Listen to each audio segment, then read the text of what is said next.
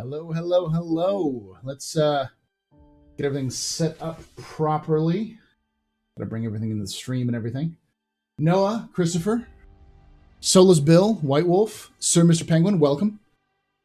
Stuart, welcome. Let me make sure I have the right stuff in here. There sits properly. All right. Let's get to the bar, shall we, and get started. Well, get to the office, I should say. Welcome, everybody. Welcome to the office hours. I have shaved a little bit. Everything's good. A little bit of sparkle and shine here, so let me fix that real quick.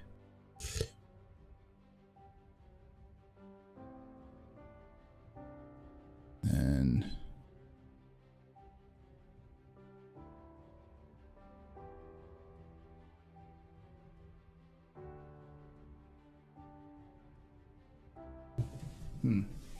give me a second. Let me see if I can fix it. Oh, that seems to fix itself. I'll just come up every so often, so let me make sure I hit that. Welcome, everybody. If you're watching this on YouTube, welcome. If you're watching this on Twitch, welcome. If you're watching this after I've already broadcasted on YouTube, welcome again. This is the office hours, where it's more of an off-the-cuff, me talking about stuff, Star Citizen related, some lore stuff, some just regular discussion stuff, some stuff about the channel, and so on and so forth. So I do want to tell you guys right away that we're going to draw the winner for the Nomad from the last, the last Galactic Historian we did. For those of you guys who were like, wait, Nomad? It's like, yes. I'm starting to give away stuff inside Galactic Historian videos because I want to reward the people who've been following this channel, some of the hardcore of the hardest of the hardcore. Don't get me wrong, I love you, all of y'all who watch all of my shows. But I really, really like lore and like doing the lore videos, and I want to be able to do more of them. And so those of you who watch it do help me out a lot. So, where's Darj? The guys who binged all the videos in one night. Yes. Fortuna's favorite. And I'm going to try to figure out I know for those of you on YouTube are like, hey, I don't see my stuff on there. I got to figure out how to do something on there. I know Restream works, but Restream, it's complicated with Restream. So, I just don't like the Nomad. That's fine. We'll do other giveaways other than the Nomad. So, sometimes Paul just being Paul. That's just kind of how it works there, Commissar. How you doing, Commissar? I will do my shame so far, which is I have managed to get started on my Bulgrin, on the pants. The boots are going to stay black. I say black, but I have to kind of paint everything else. Luckily, Bulgrins are pretty big, so they're easier to make it cover. But I've got 3 of those done, and I still have 3 more who have been primed that I have to go over. Got a lot of Bulgrins I got to finish. But once those are done, I'll have my entire army for guard painted. And then I have my entire Marine army, which is grown significantly because I got gifts. Let me put it this way. I have a lieutenant, a librarian, my inceptors. No, suppressors. I have suppressors. My suppressor squad and a reaver squad. That's what's been painted. I still have 2 units of outriders, a infiltrator squad, full 10 infiltrator squad, full 10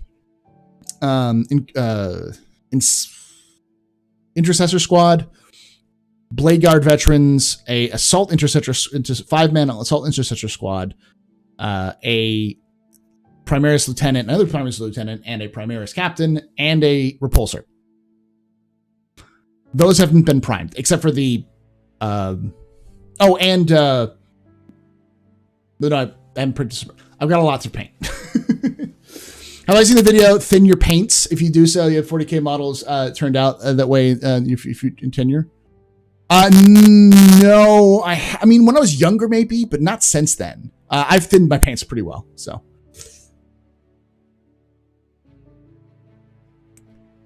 So, basically, Phantom, this one dude has gray. The shield is going to be mostly blue with some steel elements and some gold highlights. And these things are going to kind of look like these things on the side here.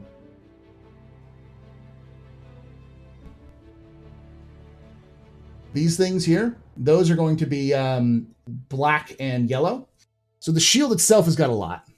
Then his armor is steel and blue. And his face mask is steel.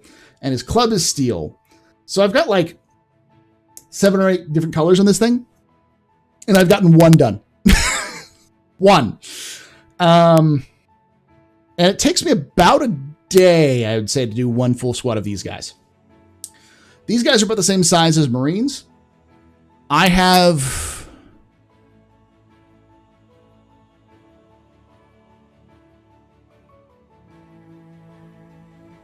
36 to do.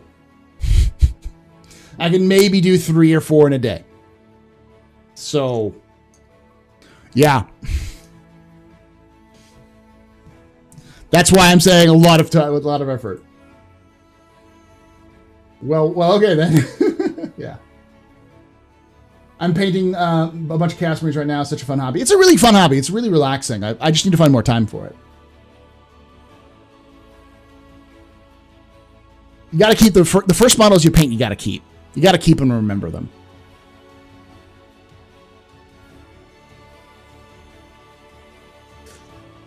All right. Don't make fun of this for me. I like Tau. Tau is fine. You're a madman, Commissar. All 9 or all 3 ogres? Because everyone bullies the Tau. Anyways, let's get on to Star Citizen stuff. So, let me draw this winner first. So we'll get started with the draw, and then we'll get into the second Tevarin War, or draw, then the first Tevarin War discussion, and then we'll move into some Star Citizen stuff, and then I'll finish off with a preview of the latest lore video that will be released tomorrow. If you are a Patreon, it's out right now. Go watch it. It's on the I just did it. Gemini Weapons, the Gemini Weapons company, which, funny enough, saved ballistic weapons in a time when ballistic weapons were going out of style. So, if you like your big bang shooty shoot, if you like DACA, they saved DACA. And you'll never guess who's the person who saved DACA. I know, I haven't done a video in 2 weeks. New video. To be fair, I think they're probably preparing to roll out Xenothreat in the next couple of weeks, like a week or two. And if that's the case, then I've got a video wait for that.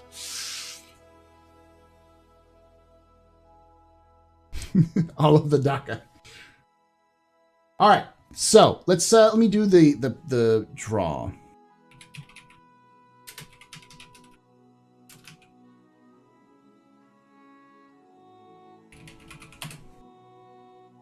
All right. So let me pull the right. Go to the studio. It's getting some crackle. Okay, give me a second. How's that now? Is it better? I had an update recently to Windows Update, so all my audio sucks. You know, kind of thing.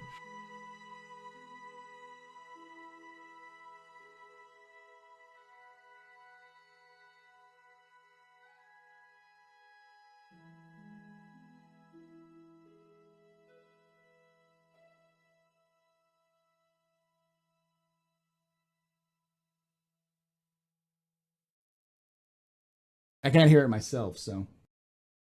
Why? No, there's no giveaway right now. Bad bot. Bad bot. Well, there is, but it's not that big giveaway. Okay. There we go. All right, let me find the video. Da-da-da-da-da-da.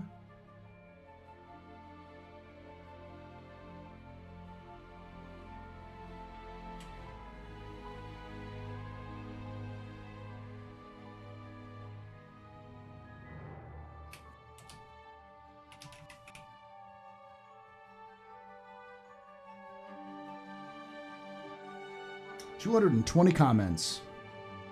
Okay, so let me do this. I've been using this because I don't have a tool, so I have to kind of use these for this. So here's the video. Raffle options. Nomad was the key. Good luck. Let's see who wins. Scott C. Congratulations. Merry Christmas to Paul and everyone. Good luck on the Nomad.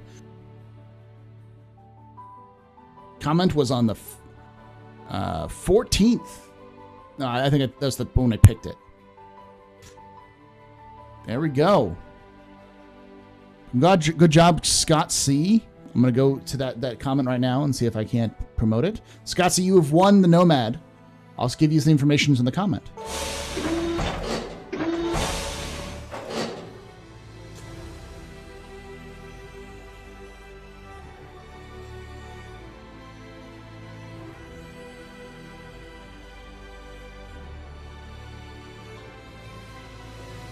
Let's see if I can't find this person.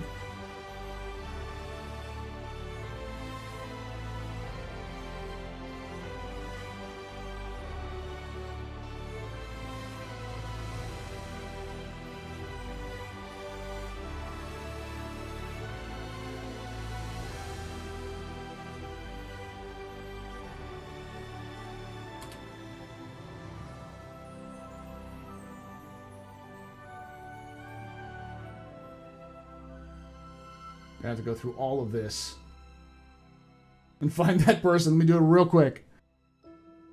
Of 220 comments. Oof. Oof.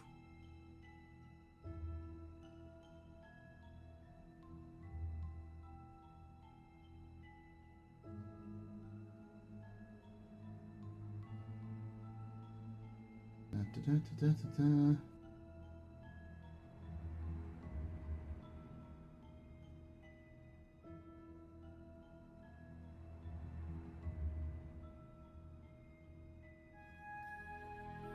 Try this.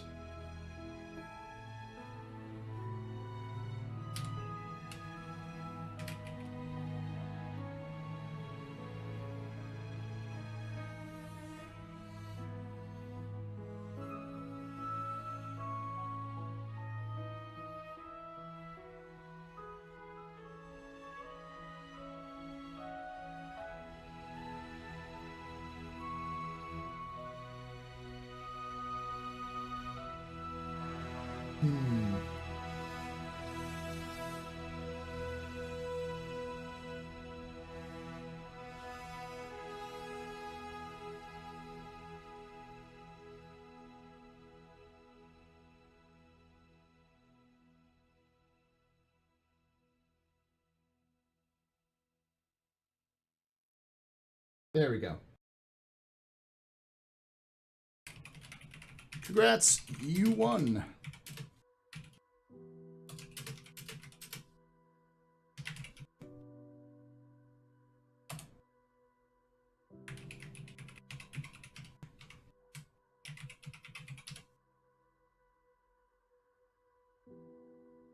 Can't do a YouTube message or anything, but I sent them all the stuff I need to. Welcome, okay. Gives tons of insight into SE topics, which I forget because they don't happen in game. I want people write stuff for competitions. I don't know what you're talking about, Zenbo. There's a writing selection in Spectrum, I believe. Took writing courses in college. I really want to flex my creative muscles with SE Universe. There's a lot of good stuff. There's a writing guide for that as well. So. I don't know if they've done fan fiction. They used to do what's called lore builder, where they would ask the community to come up with various things that would help them create the universe in a way that would flesh it out more. I wouldn't be surprised if they did short story contests or fan fiction contests or something like that. So Look up the Star Citizen Writer's Guide, and that should give you a good idea of how these kind of things work. So, all right.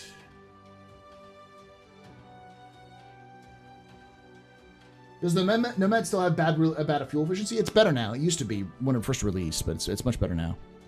All right, can't close those. So that is the picker. Let's go on to the first Tevarin War. Now, the thing we have to understand about the first Tevarin War is that we have a lot more insight now than we did a couple years ago on who the Tevarin are and why they did what they did. So let's start with changing the music, because I love you, Utho. This is far too epic for this discussion. Let's get something more chill.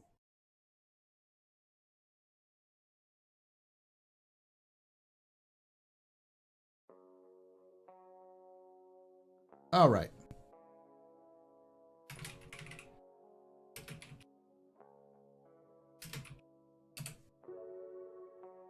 All right.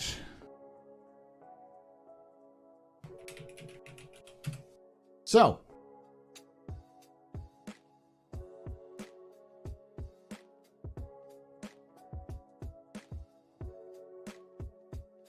let's go to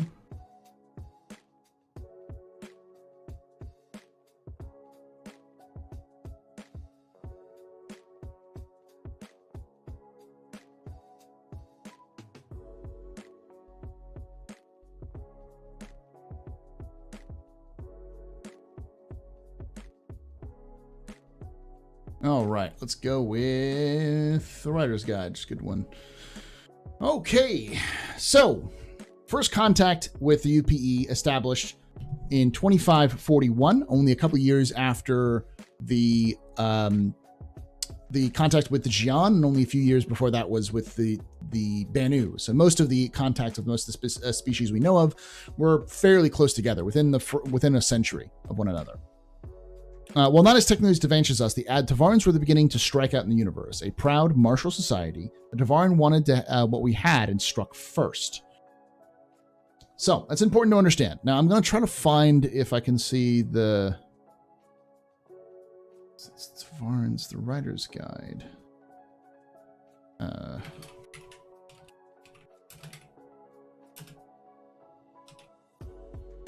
See if I can get that right one.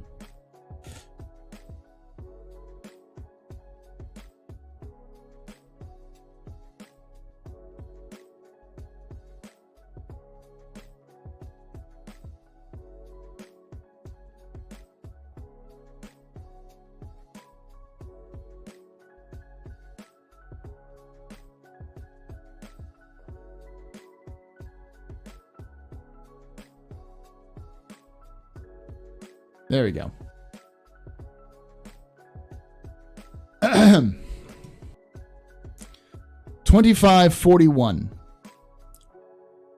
November 6th, 2541.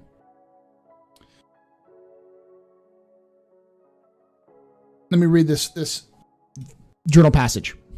I can't take this anymore. 263 straight days of solitude in this quote-unquote research station with the only spectrum to keep me company.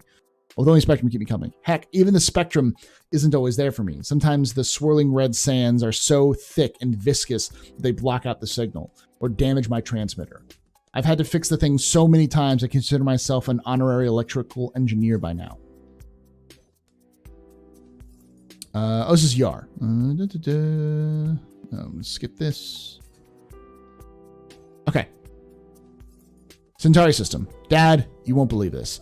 Not at first. I'm sure you will. This is November 15th, 2541. The entire UPE is going to be talking about this. I discovered a new system, but it's not even the craziest part. One of its worlds is teeming with advanced life. There were lights everywhere, large structures that looked like temples, and an impressive city built on a mountaintop. I so wanted to do deeper scans, but I didn't want to get too close. I figured it wasn't the best bet. It was best to maintain safe distance for now. Okay, I have to admit, I did send a research drone down to the planet. I figured more information could bring back the better. Just to prove that I wasn't lying, I did find all of this. I found this all hard to believe, but I hadn't seen it myself. Don't worry, I didn't do anything else. It should be the government dignitaries and diplomats that make first contact, not some guy who got lucky enough to find his way there. I wish I could tell you that I intended to make this discovery. After leaving Fujin City, I spent days drifting through space. Fujin City is the capital of the Centauri system. So this is the journal of Dr. Keller Lynch, who was a researcher, discovered the jump point to the Tevarin homeworld from the Centauri system, which is one of the oldest systems in humanity. I wish I could tell you that I intended to make this discovery. After leaving Fujin City, I spent a few days drifting through space and experimenting with settings on my research drones. Then this morning, one of them returned data I couldn't make heads or tails of, so I sent it along its route. So I set out along its route. As I approached where the readings got interesting, I felt that familiar tug in the front of my ship. Right then, I knew I'd found a jump point. I've never been more excited or scared at the same time. I almost turned away from it. You know, I'm not the best at pilots. I was worried I might not survive the jump. Then I heard your voice in the back of my head. Great scientists sacrifice their life for their discoveries. Once that was echoing through my head, I couldn't let you down, especially after walking away from my responsibilities on Yar.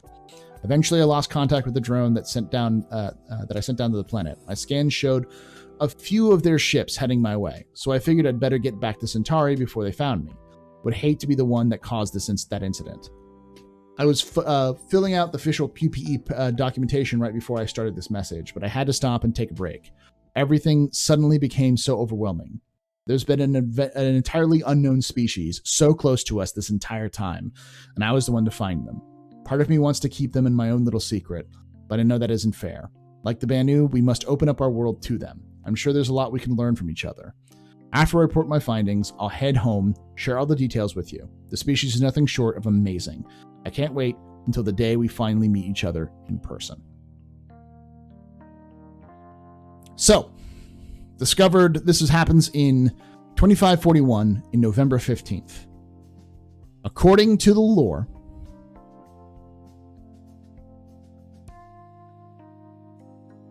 let me look at the first Tevarin War.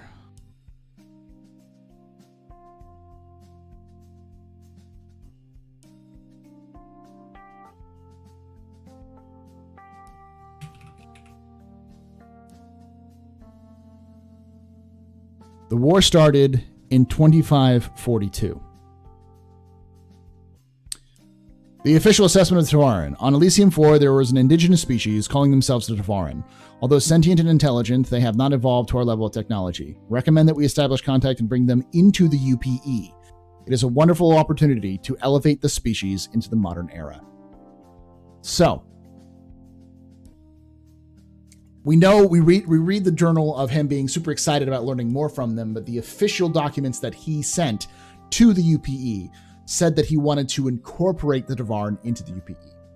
So the first thing the UPE thinks is that this species isn't quite as advanced as us, so we're going to be imperialist motherfuckers. So they tried to colonize and absorb the Tevarin from the get-go, thinking of them as an inferior technological species. Now let's look at the Tevarin side of things. The Tevarin had spent the last several generations growing and expanding. They had been unified under what's called the Warlord, who is the leader of all Tevarin society.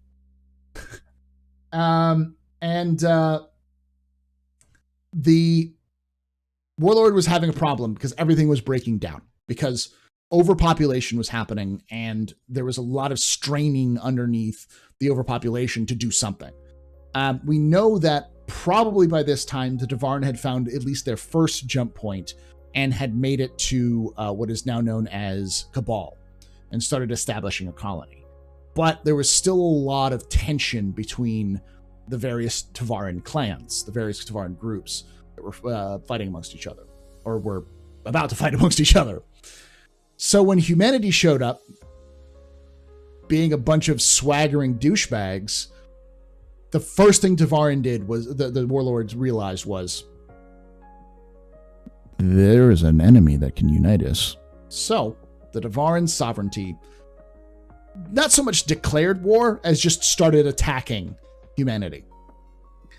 And it's estimated sometime between between the first contact on November 15th and by the end of the year, at 2541, humanity and the Tevarin were at war. So,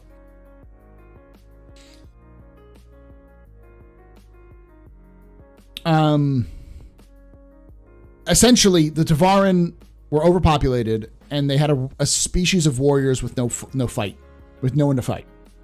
So, this was the perfect opportunity for them. Now, Idris 4, or Idris, the Idris system, fell the next year. Several of the initial attacks by the Tevarin were very successful, as humanity was entirely caught off guard.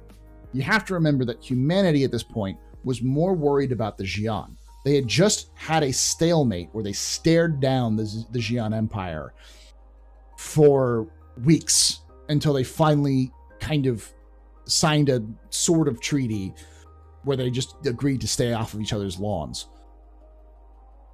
But humanity was almost assuredly, the UPE was almost assured that if humanity was going to go to war, if the United Planets of Earth was going to go to war, it was going to be with the Xi'an. So all of their forces were stacked along the Xi'an border. And if you look at the map, let's take a look at the map real quickly so I can show you guys what I mean.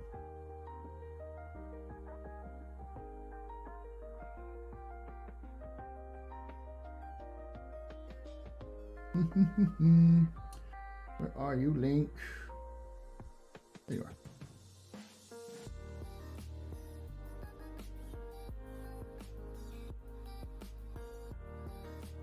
Okay.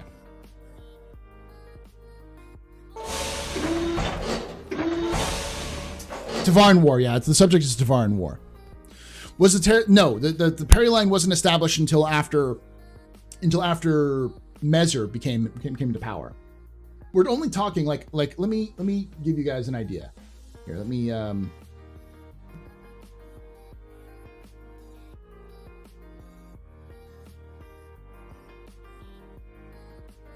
pull up the timeline.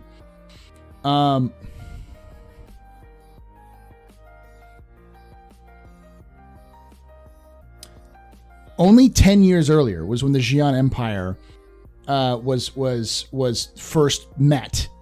By the end of the year, within a year or so, they had some sort of thing. But we're only talking about less than 11 years later that this happened. So let's pull back a little bit and let's look at the systems. So we know that the system that was in the case of the was Centauri. There's Centauri. So we know that the system that was taken was the Elysium system. So here's Elysium. Here's the Centauri system. There's the jump points. So we have Centauri, Elysium, Idris, right?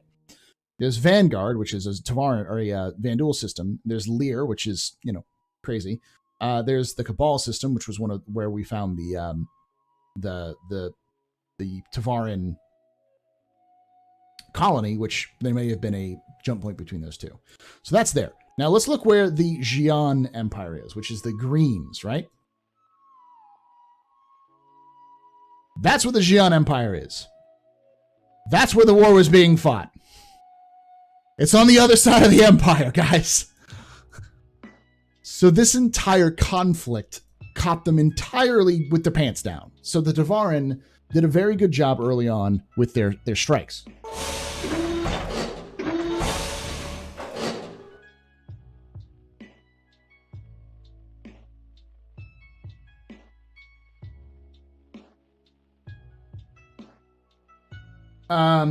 There's a lot of there is some art. Let me show you the basic concept art of the Tevarin as well, so you guys get an idea.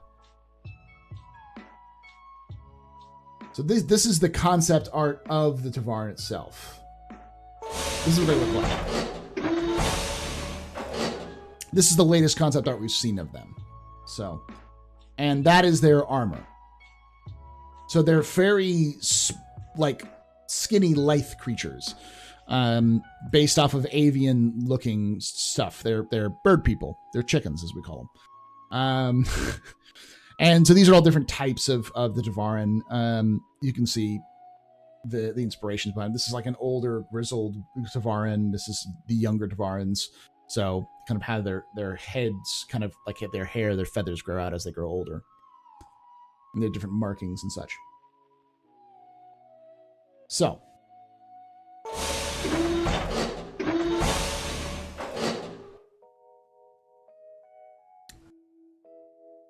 Can I keep on adding? Woo.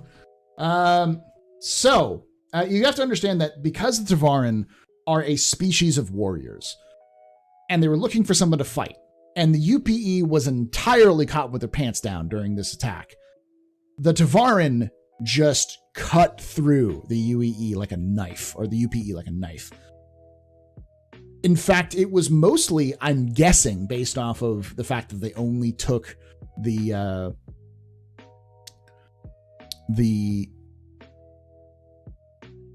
Idris system, and we're pushing into other places, but mostly just pushing between the Idris system.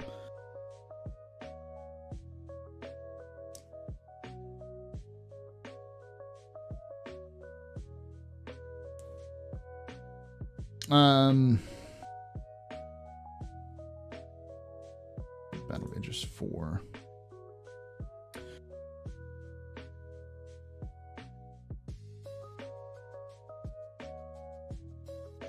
They had already invaded the Centauri system, and they were pushing back UPE forces back as the Pharaon system. So, in the initial push, so let's look at the system. So they are from Elysium system, right? Let's go 2D because it's easier. So they're from the Elysium system. They invaded and conquered Idris. They were pushing into the Pharaon system, and they were pushing into the Centauri system. So I think it's just the size of the UPE which caught the Tevarin off guard. Because remember, the Tevarin had only really discovered one system before this. So they really were not prepared to launch a multi-system invasion, though they were beating the shit out of the UPE early on in the war. So much so, and thank you so much for that Prime, by the way. So much so that there was actually a that the UPE was forced to throw in civilian ships, hastily modified for combat, to deal with the problems, including like mine layers, which were just civilian haulers that were modified to just dump mines out the back of the cargo bays.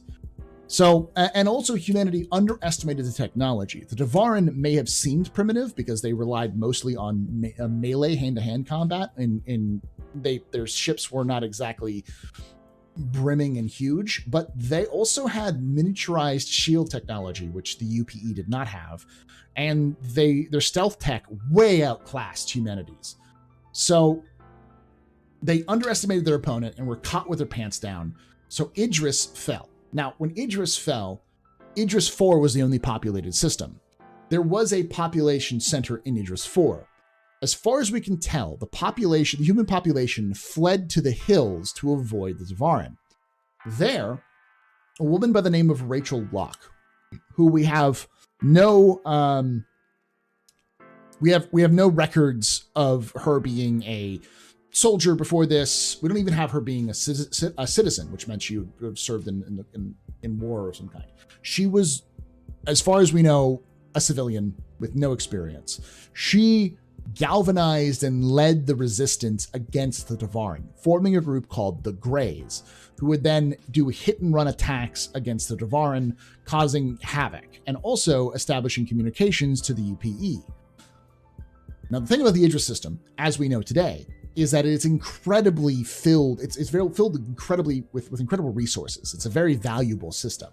So when the Tevarin took it, they started to use the Idris system, started to build up shipyards in the Idris system specifically so that they could push out. Because once the Tevarin had met resistance, once the human fleets had gotten to the point where they could fight the Tevarin, they were fighting them to a standstill. So the Tevarin needed more ships. So they were using the Idris system as a means to do that. So this is the 2942 or 2942, 2542. We're talking like second year of the war. By 2944, 2 years after the fall of Idris, it's still looking bad. However, the resistance on Idris were actually sending information to the UPE, which is how they found out that the Tevarin were building a shipyard in the Idris system on Idris 4. This was a problem. The UPE needed to deal with the Idris problem. So they came up with what's called Operation Nemesis. The point of Operation Nemesis was to specifically retake Idris 4. Maybe not take the Idris system, but retake Idris 4 and disrupt the Tevarin's ability to build ships there.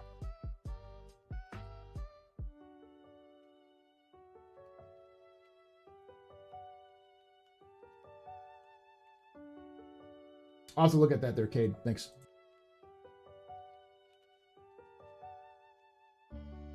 So, the specific thing that had happened was between the start of the Tevarin War and 2944 or 2544. I'm gonna keep screwing that up. Between 2541 and 2544, research and development programs had developed what were called the Shredder torpedoes. The whole Shredder torpedoes were designed as, think of them as early versions of the Size 9. The problem about the whole Shredder torpedoes was they were untested. They were experimental technology. The other thing that had happened was the formation of the UPE Marines. Before this, you had the Army and the Navy. The Army dealt with ground occupations and ground forces, and the Navy, which dealt with obviously space forces. But there was a need for a force who could assault grounds from space and also have space presence, something that was more flexible, a special forces, as it were. So elements of the Army and elements of the Navy formed to create the first Marine divisions. These Marine divisions are unique because at the time, the UPE was still based along country lines. So, and a country would be something like the EU was a country in Star Citizen universe.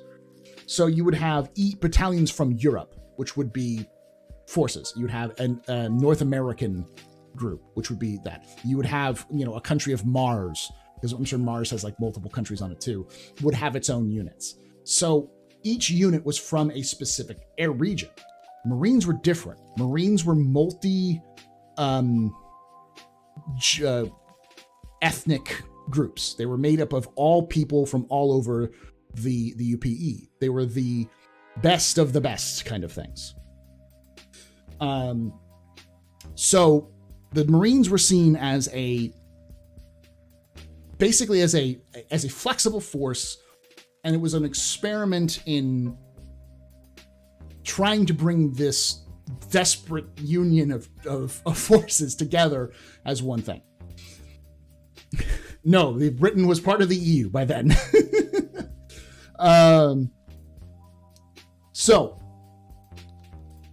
Operation Nemesis called for a really stupid idea. A fleet would breach through the jump point, hold the jump point, and then string ships along in a line from the jump point to Idris 4. This would then screen the landing forces who would then come in behind those ships or around, like with the protection of those ships, so they could land on the planet. Here's the problem. When you have a big fleet and you stretch it out in a line, any point along that line becomes a weakness. All it takes is one ship to go down or two ships to go down, and now you've got a breach in the line. But the need was to try to protect the landing forces as much as possible. So, ironically, it worked really well at first. They breached the jump point, dealt with the forces that were guarding the jump point because they caught them off guard. and then started to spread out along the line and letting the transports come down. Now, here's the problem. They landed, secured a landing zone, a foothold, a toehold on the spaceport in Idris 4, the Tevarin-built spaceport in Idris 4. Then the Tevarin counterattacked. Essentially, the Tevarin let the UPE land their forces and get a little bit in, and by the time they got them in, the Tevarin would then just assault. Remember, the Tevarin mostly used melee weapons. So you're talking about wave after wave of charging Tevarin into the lines of a very fresh green troops.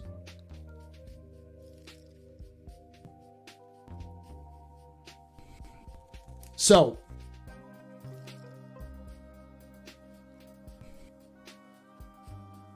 this assault happens. And the first wave is devastating.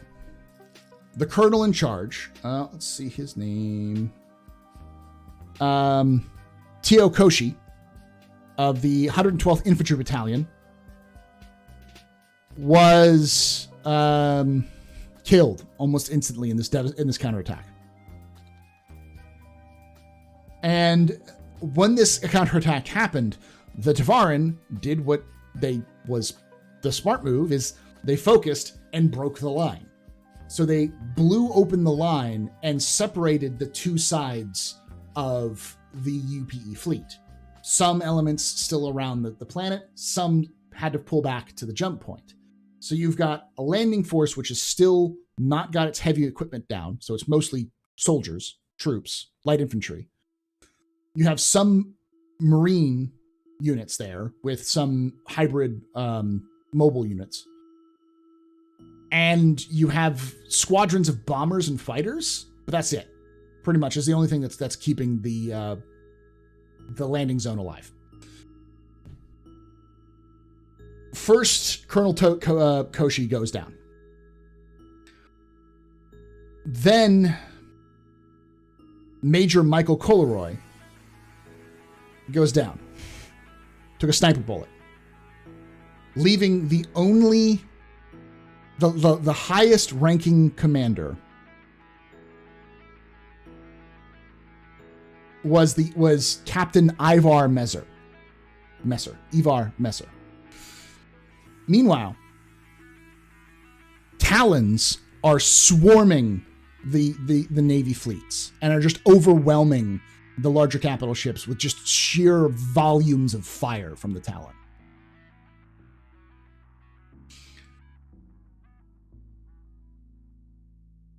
And there's something that they hadn't been able to do. The Tevarin had set up orbital defense forces, defense like battalion things, orbital defense platforms around Idris in their 2 years of occupation. And those things were devastating the fleets. Everything was going wrong. Everything was going wrong. All of the leaders were dead. Large numbers of forces were dead. It was down to Ivar Messer to hold what's been called the Hill. Now, Messer realized the situation. And the thing about Messer is that he'd go on to become essentially Space Hitler, but he was a really good tactician. So he realized what he needed to do at first was to stop the wave upon wave of Tevarin attacks.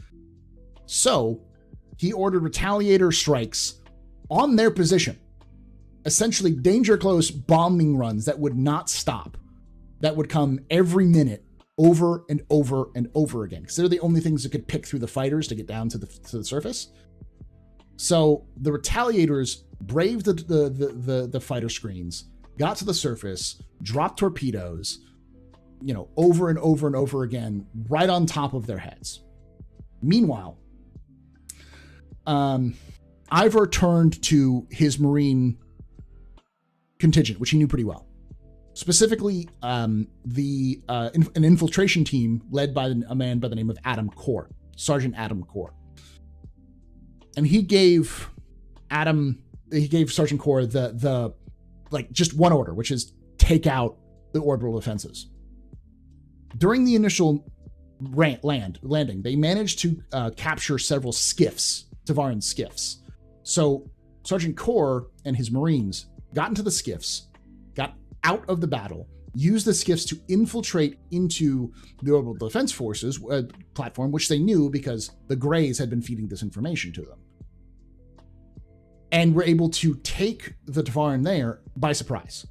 This strike team infiltrates, kills everybody, all the Tevarin inside the orbital defense platforms, and then turns the orbital defense platforms on the Tevarin fleet. Finally, at this point, the Tevarin start to lose. The orbital defense platforms that they had built are turned on them. The line is rejoined by the UPE fleet. Reinforcements start coming down. Heavier things like the like early versions of the well, we know the Nova tank was built later, but there was a tank that they built for the first Tevarin War that Tumbrel built that was deployed, as well as the DX-100s, which was the first Tumbrel vehicle, which was used for the first Tevarin War. These were deployed and began the slow process of reconquering Idris IV. This was the turning point of the battle, of the war. Up to this point, the Tevarin had been winning the war fairly handily. They'd been using Talons, which were originally designed as escort fighters, as strike fighters. They would go into places like Centauri, Inferon, and do terror raids on civilian transports and on civilian forces, and then leave before the UPE could show up.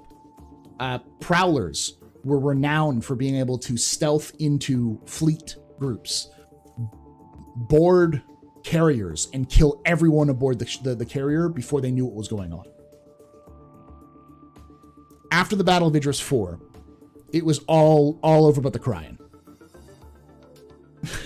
Everyone's badass until drop site massacre happens. Yeah. The early version of the tank was the Tink. Yeah.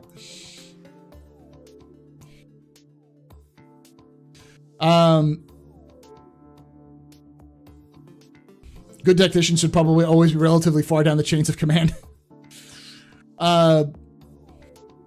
So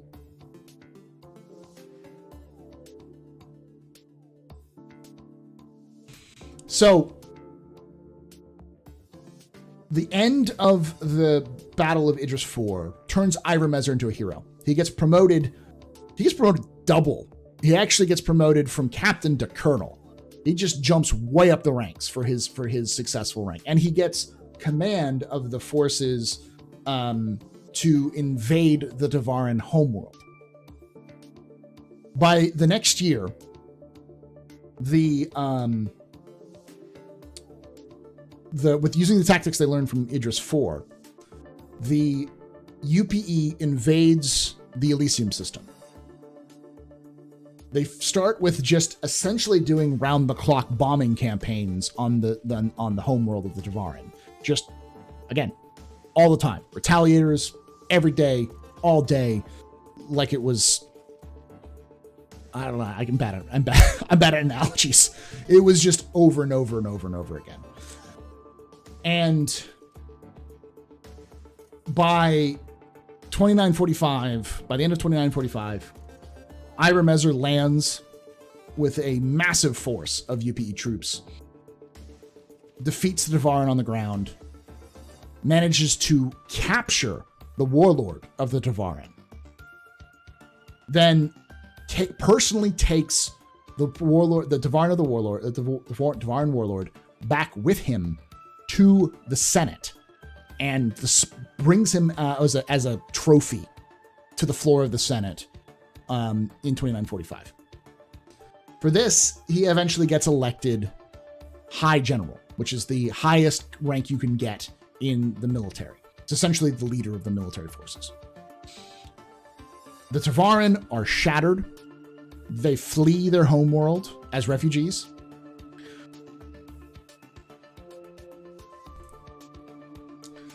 The Tevarin government is destroyed, just gone. And some Tevarin are eventually assimilated into the UPE. But at this point, most of them have left.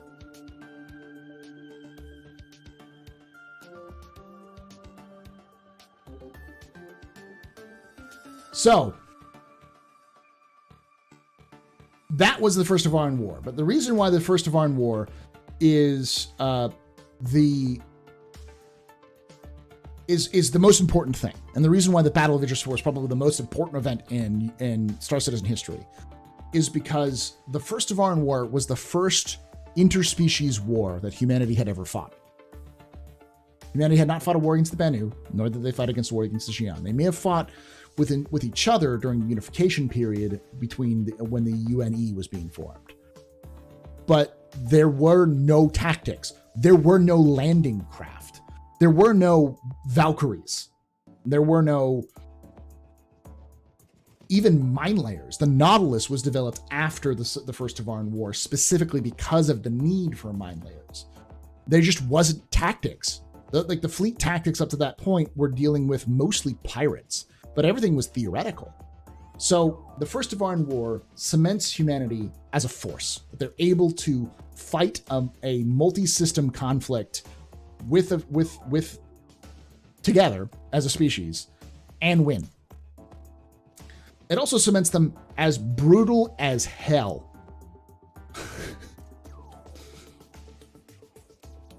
Absolutely brutal.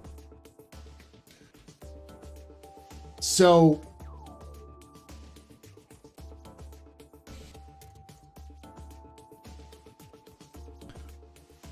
because at the end of the war, they essentially kicked the Tevarin off the world. Just annexed them from their entire, just destroyed their entire society. This was a genocidal war that humanity was fighting. So it's a war that kind of cements humanity as a xenophobic species, which is attempted to be reversed in the last 200 years in Star Citizen's history, but there's still lots of elements of xenophobia in there. And it also cements humanity as a species that can fight. They are not a pushover. So it sent the message to people like the Xi'an, to governments and species like the Xi'an, who essentially said, we can't just invade these guys because they're tough. And we also can't trust them because they hate us.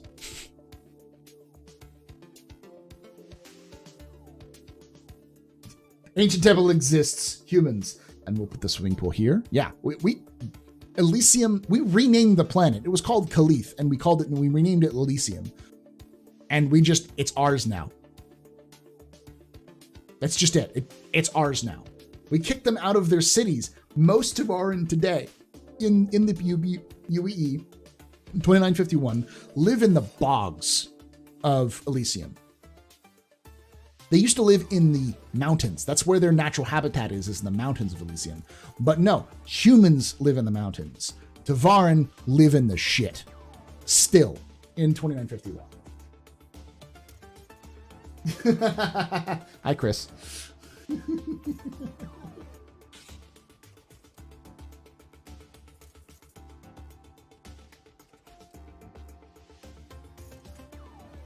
For being Xeno.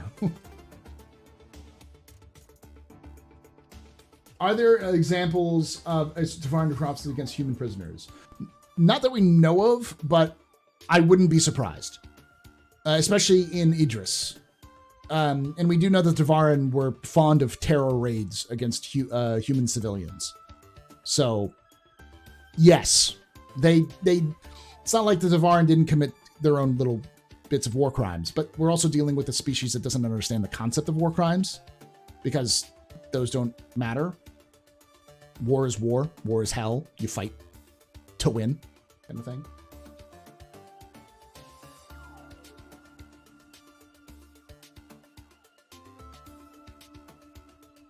Do any Tevarin that live on a colony world that was discovered later on called J something? You mean there's a couple of colony worlds where Tevarin live currently. But on top of all of this, humanity, the other kind of lasting legacy is that the UEE is founded by Ivar Messer after the first Tevarin War. As he gets power, creates the UEE. Then it leads to the second Tevarin War, which is not as important as the first, but it's still important in the sense that it cements that the UEE is also a force to be reckoned with. But by that point, most of the technological changes had happened, where humanity had captured talons and shield technology from the Tevarin, and then used that tech to form their own micro shields. Branagh system? The Branagh system exists, yeah. But it's the Cabal system was where they had the Xi'an colony, or the Tevarin colony that was abandoned.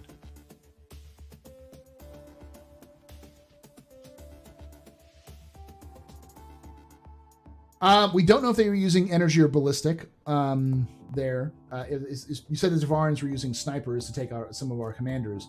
We know what projectiles they're using, energy or ballistic. We don't. However, there's two things that we do know. One, ballistic falls out of favor after the second Tevarin War.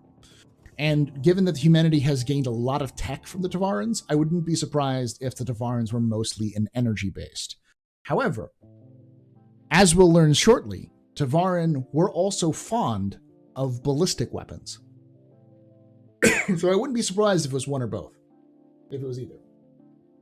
But we do not have any examples of Tevarin weaponry that survives to today yet. However, we do have Tevarin designed weapons that exist that you've actually used in the game. Guarantee you've used it or you've seen it. Tevarin designed weapons designed for humans.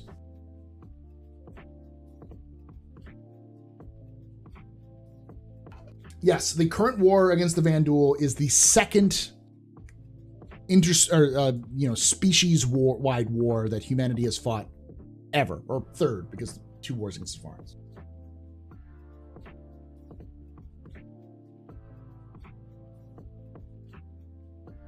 Is this a stream recorded anywhere so I can watch it later? Exclamation point GH or exclamation point YT in chat, for those of you in Twitch who will be able to get that link. I absolutely love your lore vids. I came to Star Citizen knowing very little about the verse, and bringing your videos has learned so much. Thank you. Binging your videos. Thank you, Mike. Are there examples of Tevarin atrocities? Yeah, history is written by the Victor, after all. It is, but as a historian, I can tell you that that's sort of not true. History is written by historians, but the people who win or people who dominate tend to color history. You've probably seen them, yeah. Should work was YT.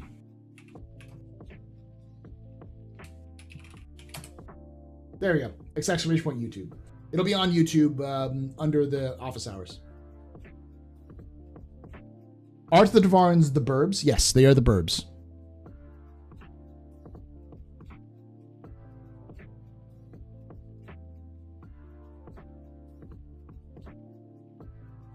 Kind of like the U.S. military when World War I broke out. Yes, so like kind of the UPE becomes a dominant force in the galaxy after the first Tevarin War, similar to how the United States becomes the superpower after World War I and World War II. Specifically World War II, but Burbs is the word.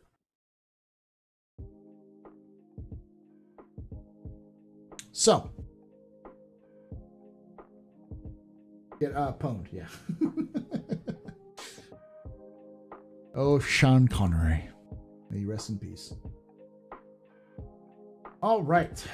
So, that is the bit of Tevarin. It's that was rough and messy, but this kind of gives you the idea of what's going on. You've got a very initial strong push by the Tevarin, both sides wanting to screw each other over before they even started fighting. Then a long protracted war of attrition where the Tevarin are mostly winning. Eventually the humans punch back. They almost falter but catch themselves at the last minute, and this starts the inevitable roll of victory after victory after victory, and eventually the conquest of the Tevarin homeworld. War is tough and messy. It is. Yeah. Did Ivar inform the Senate of his arrival, or he just bust in the session that was ongoing? I don't know. All we know is that he arrived in the Senate and presented the warlord to the Senate to end the war. So I'm guessing he informed them, though I'm sure there was some theatrics involved. Ivar was a very theatrical kind of guy. In reality, that reference is actually a historical reference to the presenting of Vercingetorix by Julius Caesar to the Senate upon his return to Rome. Well, not his return to Rome. It was after the Civil War, but Ivar then became the Senate. Yep.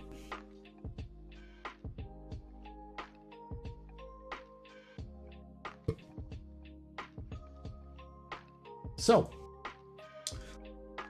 whew. The other thing in the title is record funding. For those of you guys who don't know, Star Citizen has had record funding this last year. $80 million has been raised by Star Citizen. So they are fairly good in terms of being able to fund stuff they need to do.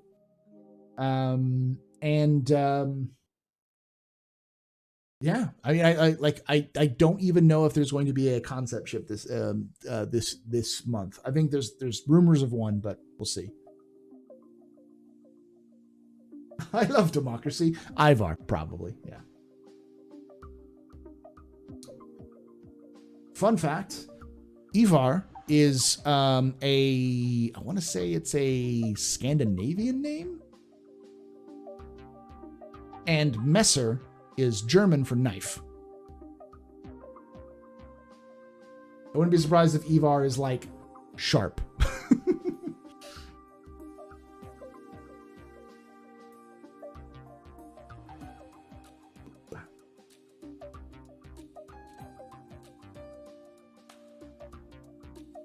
Pointy knife.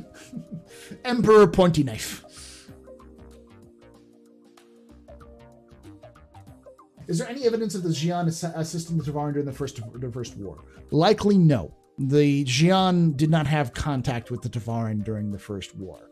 Now, in the second Tevarin War, I'd be hard pressed to say no. The Tevarin diaspora after the first Tevarin War was massive, and the fact that the Tevarin showed up, let me see where the second Tevarin War would happen.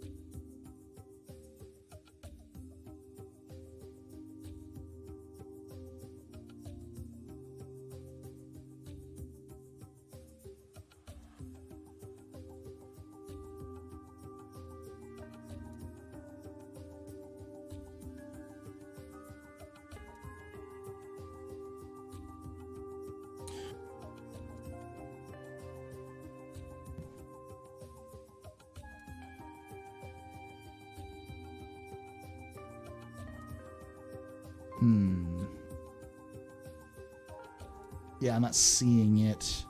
All I'm seeing is that he started Tevarin Battle Fleet.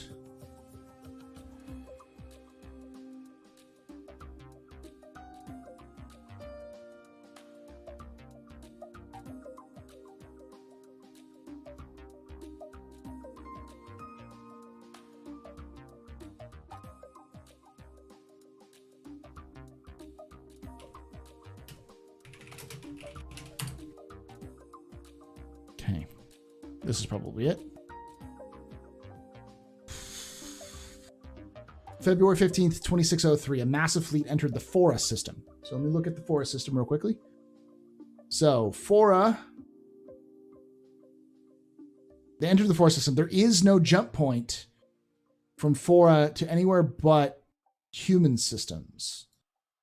So there may have been an unknown system. However, I will say this, 4 is awfully close to both Yulin and Bacchus, which are Banu systems.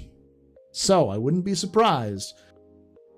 They may have some assistance from the Xi'an, but almost 100% the Banu assisted the Tevarin in their resurgence, which is kind of scandalous. I would expect more the Xi'an, but I could also see that the Xi'an might be working through the Banu to help the Tevarin reclaim their homeworld, which possibly happened in the Second Tevarin War.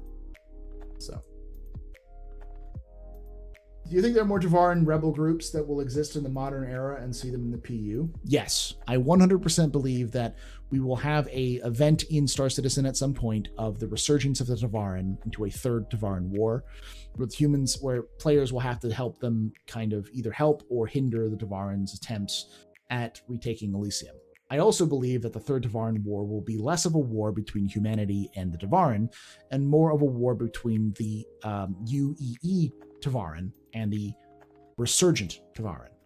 So you will see a conflict between the traditional Tevarin, who are trying to reclaim their homeland, and those Tevarin who currently live in Elysium and are fighting for Elysium to remain in the UEE. Because there is a large push to say, hey, let's fucking forget our past, because our past is garbage. Let's not forget who we are, but let's stop worrying about these traditions which have died long ago. Let's move on and try to make the best of what we have now, which is complicated. Just like any colonization situation, you see some people are resistant to integration, some people are more open with it. So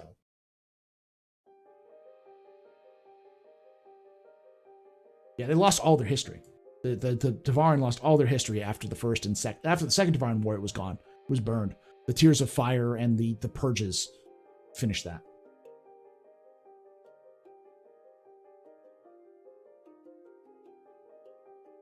For those of you who don't know, there is a long time period in Tevarin history when the Tevarin, after the Second Tevarin War, where it was kind of like a hopelessness, a feeling of defeat. And so those that didn't essentially commit suicide by burning up into the atmosphere of Elysium, the prophets and priests of Rajora killed themselves and burned all the records. And any records that survived were burned by the Mezzers. Hey, John.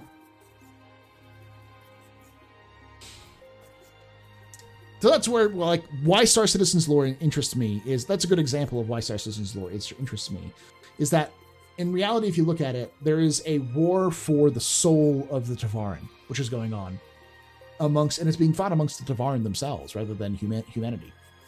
Humanity cares little for the Tevarin, especially the UEE's government. They're seen as a nuisance, as a dead species that needs to just die already by most humans. However, you have some humans and you have the Tevarins that live within the UEE. Many of them are trying to reclaim their heritage and rebuild their culture, but inside the UEE, as part of the UEE. The goal is of the Tevarins who currently live in the UEE to try to convince more Tevarins to sign up for the military. Because if the Tevarins sign up for the military and fight in the military, when they retire from the military, they will become citizens of the UEE, thus granting them voting rights and the rights to run for office, which would then mean if you get all of the Tevarin to run, they would become a voting bloc, a massive voting bloc, which would be able to essentially sway or have a higher percentage of influence on human politics than they would be normally, because even though they're a small population, they would have an oversized amount of influence. The goal being that if that was the case, then Tevarin would be able to have a say in their own government, as well as being able to control more. So, and this scares the absolute piss out of the centralists, who are the xenophobic faction of the UPE, of the UEE government, the xenophobic party. They're not just xenophobic, but that's one of their aspects. And they really, because they're like, why are we going to let the Tevarin, who are a minority population, control what the rest of us want? All they're going to do is overly influence our politics with their own needs, and then let humans die. This isn't the UEE, this isn't the United Empire of Elysium. This is the United Empire of Earth. We have to think about humanity first. That kind of concept.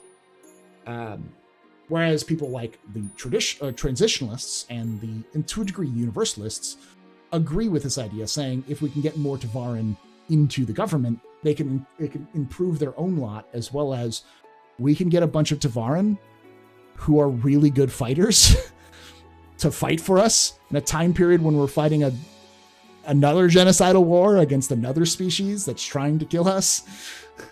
Maybe we should get the people who almost defeated us last time to throw them at the Vanduul.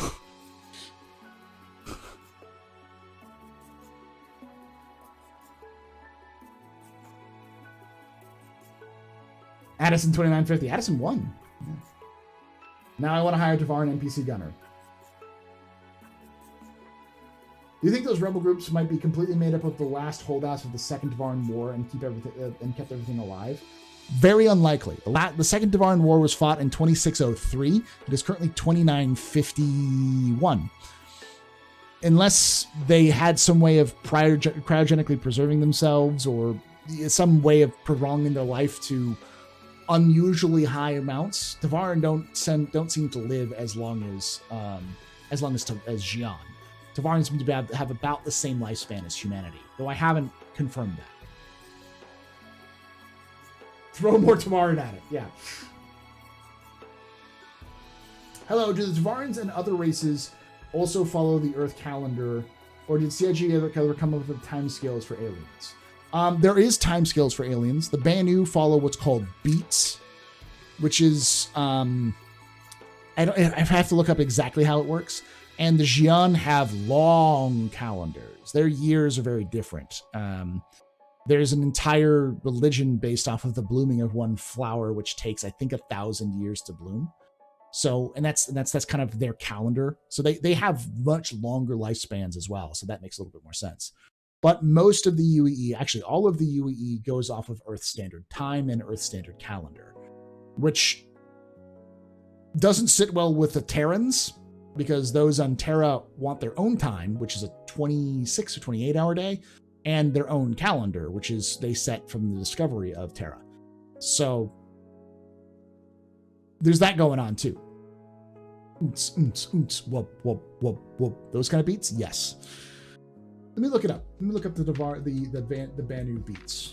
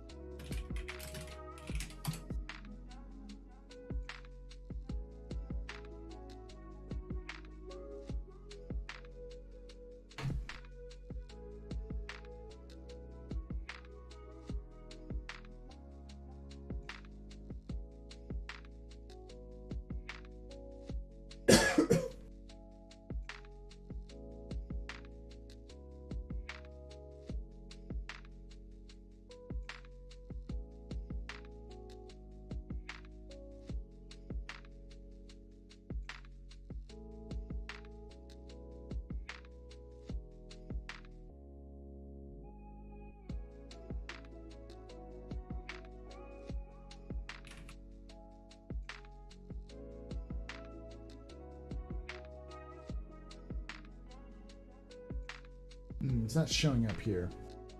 I'll have to look it up a little bit more deeply. But a beat is the only unit of time that the Banu use. Any time or calendar that the Tevarin would use was destroyed. I cannot overestimate. The Tevarin's entire culture was destroyed after the Second Tevarin War. Those who practiced the traditional Tevarin cultures killed themselves. And those that didn't kill themselves were killed in combat. And all of the records that would remain were destroyed. The closest thing we have to Tevarin history, records that remain, were found only 10 years ago in the Star Citizen universe. And that was after the discovery of Cabal, where they found nearly perfect remains of Tevarin colony, a Tevarin colony that was abandoned at the end of the first Tevarin War. That is all that remains of the Tevarin, and we don't know all of it yet. And it's such an important site that it's been preserved that Tevarin actually complain that there are looters that have been going to the planet and just stealing shit, and that it's not being protected by the UEE enough, because the Tevarin want it protected because it's their only remnants of their heritage, many of whom have grown up in the last 300 years with no idea what their culture is.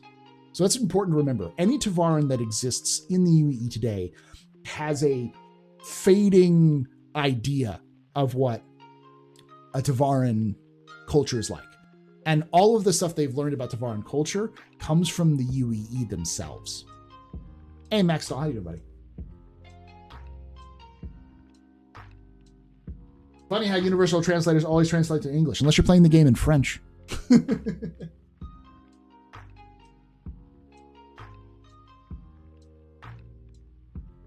Tevarin reservations. How many Tevarin reservations exist? There's no reservations for Tevarin. There are Tevarin, but most of them live in the slums because they lost their culture and were second-class citizens throughout the Meso era. Most Tevarin who live in their home world are criminals. Actually, most Tevarin, period, turn to crime in order to survive, because there's really not any structure. There's nothing that holds them together. So almost all of them are criminals in some way, shape, or form.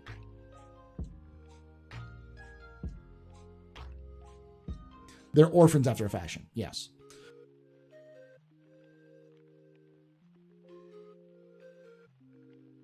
Tevarin being an avian species, they're most likely having primitively communicated through body language and dance. Speaking of beats, now that we know that Tevarin dubstep is like...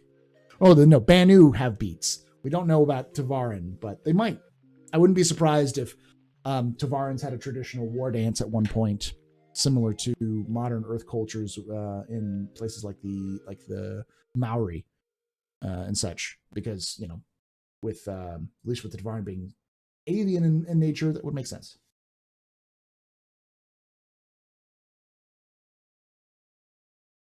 The first language, yes.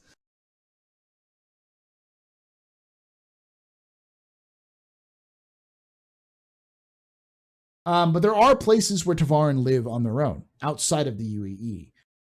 One of those is, I want to say, the Garin system. No, it's not the Garin system.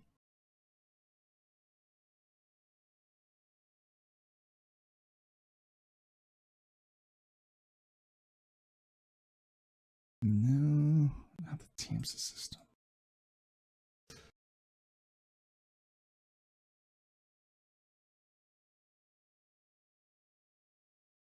Not Nexus. I don't remember where.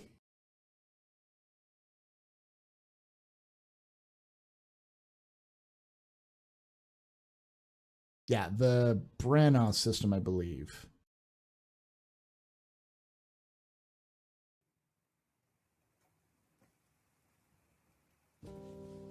Yeah, Branagh 2. Featuring a beautiful set of binary rings, this world is barely habitable. The UEE surveyors concluded in their assessment that the effort to extract the planet's resources far outweighed the benefits. The Tevarin diaspora, however, slowly congregated into the system to live with minimal outside interference. Their collective effort has somehow made the planet livable without terraforming.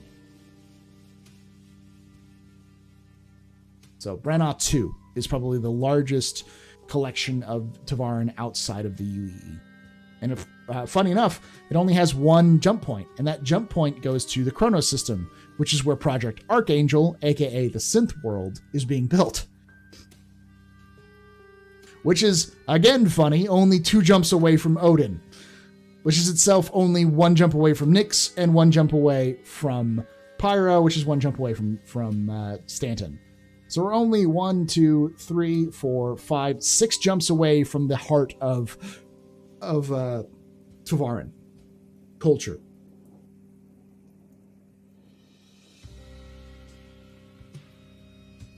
We haven't really seen a lot of the Tevarin arms, so we don't know what their arms look like. We do know that they have them though. Yes, they're alien similar to birds. It's just kind of like how, for instance, the Vandul share a lot of things in common with anglerfish and deep sea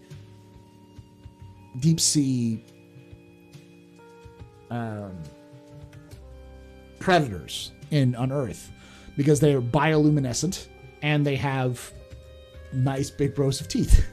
But that doesn't necessarily mean that they're aquatic. Similar to the Banu have, or the Xi'an, for instance, look like turtles, but they're actually scavengers was their origin, which is not what turtles are really.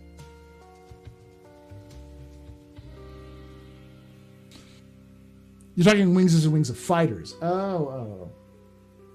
I know that Tevarin commonplace with the UE military, but there are Tevarin-only wings or platoons in the military. No. Actually, yes, there are. They're called punishment battalions. So most Tevarin are given options. When they get captured and brought before trial, most advocacy judges give them an option. Serve your sentence in jail or join the military. Now, it seems that when you serve in a punishment battalion, or platoons, punishment groups in the military, when you leave, you don't get citizenship. That seems to be the case. When you are serving in the military because it's a punishment, you cannot get citizenship afterwards. What looks like a Tevarin female? We don't know if they have females. For instance, the Banu have no male or female.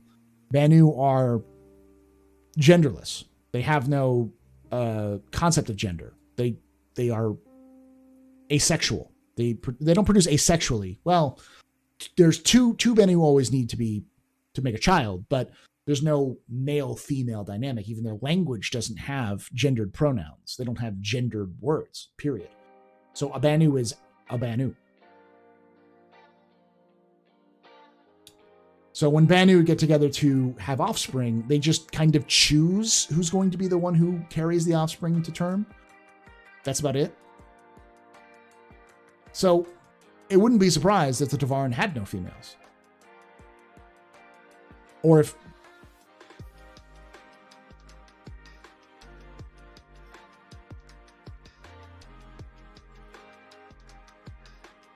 Sexual what?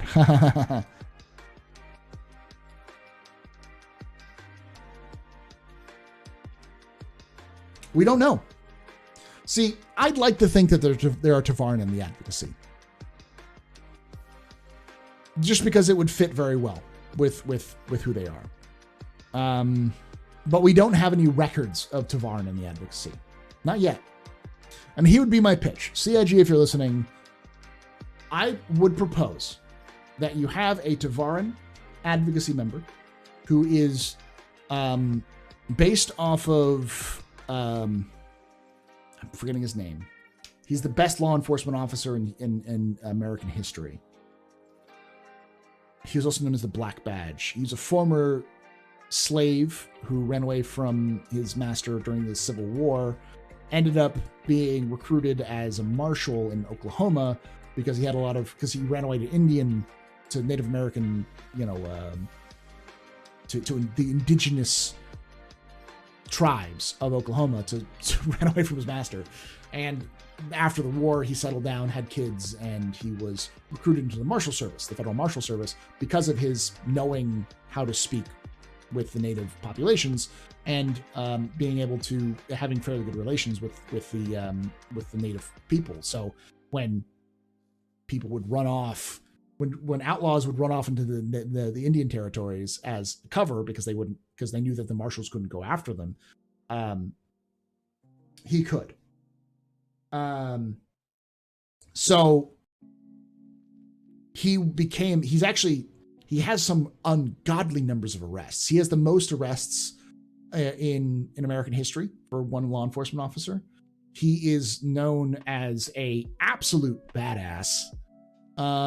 Bass Reeves. Thank you. Yeah, Bass Reeves. He's known as an absolute badass. This guy's the stories of this guy's achievements sound made up, but we know they're not made up because we have eyewitness accounts that say this happened. He arrested his own son when he went on the lam. He is an absolute unit of a police officer, and that story is really interesting, and I'd love to see something like that, like a Bass Reeves type character who was a Tevarin in the UEE, an advocacy agent who was just so good at his job,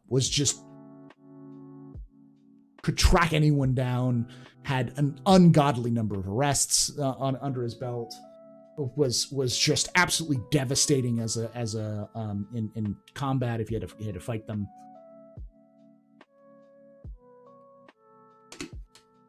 I'd love to see a character like that in Star Citizen. So all I'm saying is, CIG members, if you are watching this or if you are part of the writing team, please make a Bass Reeves type character in the advocacy. That's all. Who would win in a Tevarin or Vanduul in 1v1 melee combat? I'm assuming that the Tevarin is a veteran, knows what they're doing, versus a Vanduul who's also a veteran. It'd be a toss-up. The Vanduul has height and strength advantage, but the Tevarin, as far as we can tell, have flexibility, dexterity on their hands. I'd probably give it to the Tevarin because Tevarin weren't stupid. And while I'm not saying the Vanduul are stupid, Vanduul's strategies seem to be hit it until it dies. Overwhelm your opponent rather than surgical strikes. They do raids, but they only raid targets which are soft, whereas the Tevarin would raid military installations. They would rely on stealth and speed, whereas Vanduul rely on pure shock and awe, just absolute blistering firepower. And you can see that by comparing the light fighters of the Vanduul with the light fighters of the Tevarin.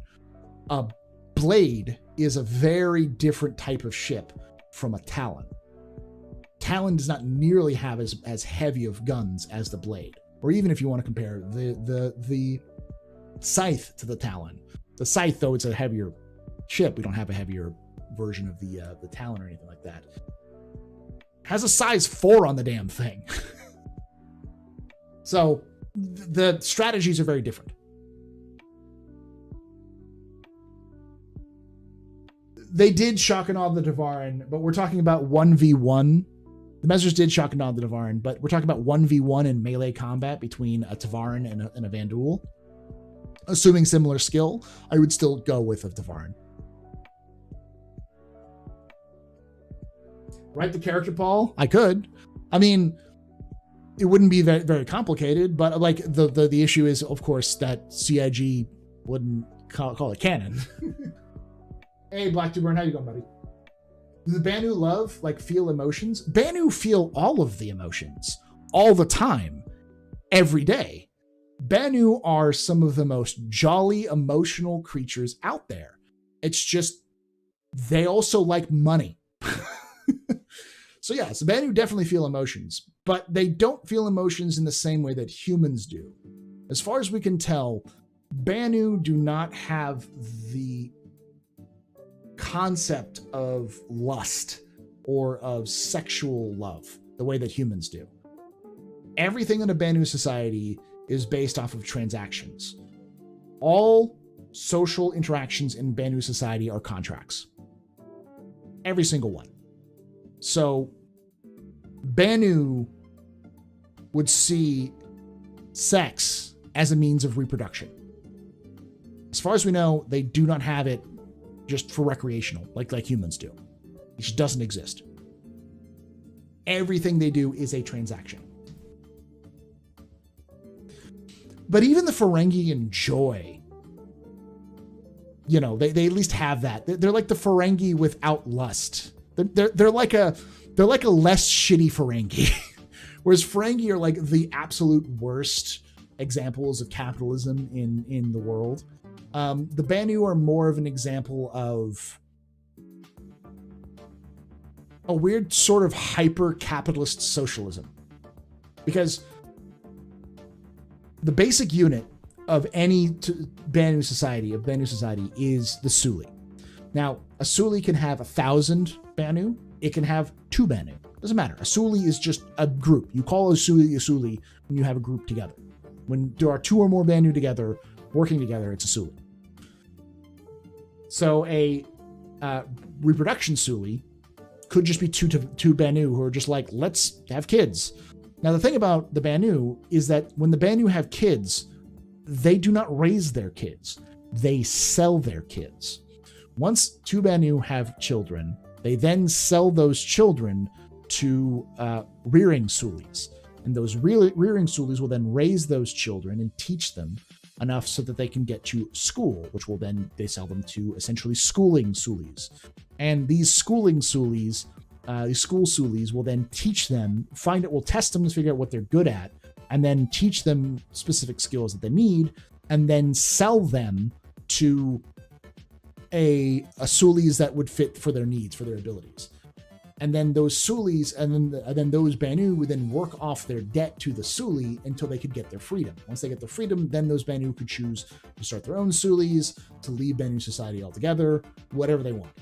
When I say everything in Banu society is a transaction, everything is a transaction. However, a Suli is a family. It's not just a unit, it's a family. 2 Banu and 1 Suli together, they are literally like brother and sister, husband and wife. They are family. They brothers, they sisters, they uncles, they aunts. They are family. They will fight to the death to protect their Suli. But the second they're out of that Suli, it doesn't mean that they lose contact or lose interactions with their fellow Banus and those Suli. But the Banu Suli is a family. It's as much of a company as it is a family.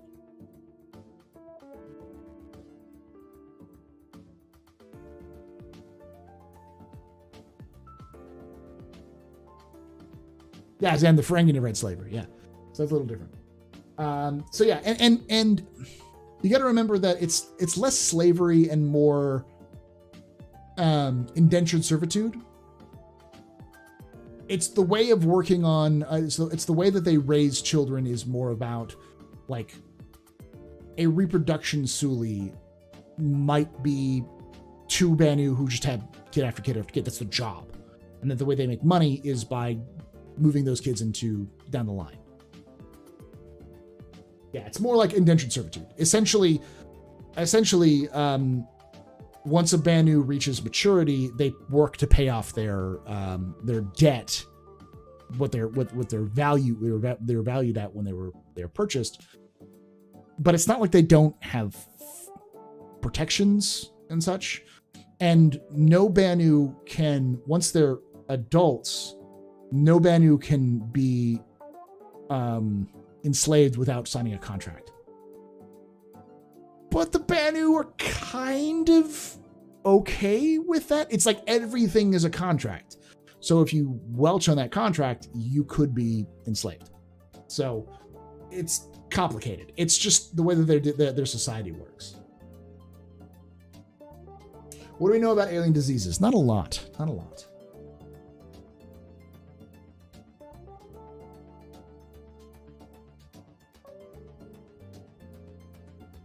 While I wouldn't want to be a Banu, I love the idea that their satisfaction is derived from an atypical way.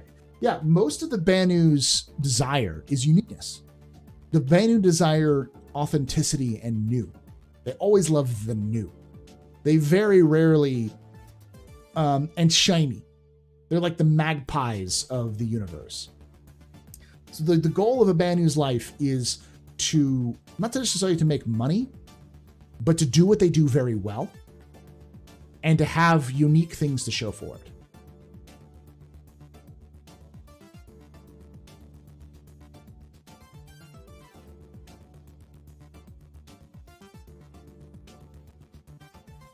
Banu child impressment seems like hardcore apprenticeship in the past. Yes, it's basically like guilds on steroids. And I think that's the way the Banu society was envisioned by the writing team, is that they were kind of like old school medieval guilds but like amped up to 11?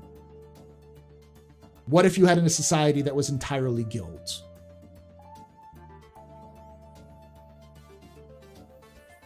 The other thing, hey Jerem, how you doing, buddy? The other thing about the Banu, which is important to understand, is that the Banu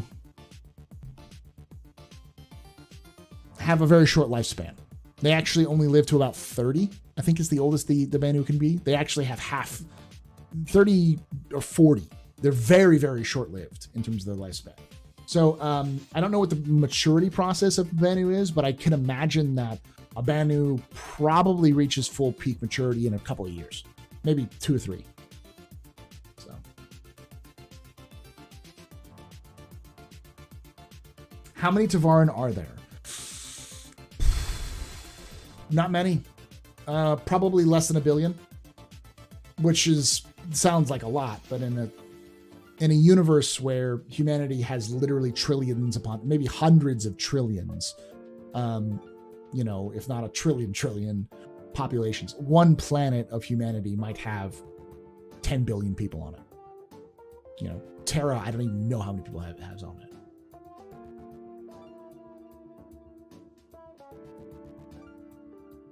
No, it's the Xi'an who are very long-lived, not the Banu.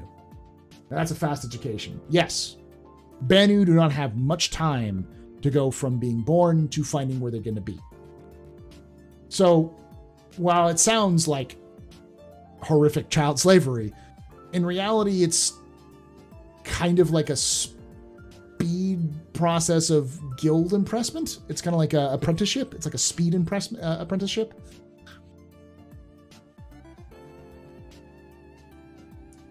I don't know how the Banu speak, but I always imagine they speak kind of like, "Hello, I am a Banu." That sounds very good. Human friends, thank you. I imagine they're very emphatic. They're very emphatic as, "Hello, human friends, I am a Banu." Like they have a very monotone stuff.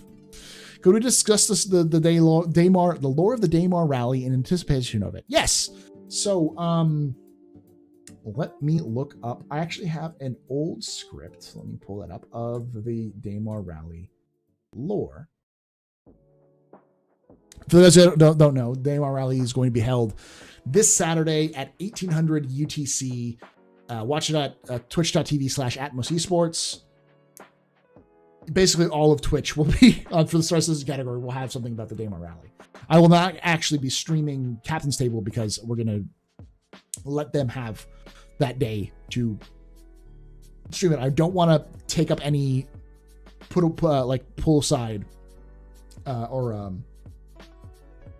don't want to distract people from the Daymar rally. I want people to watch it. Galactic story.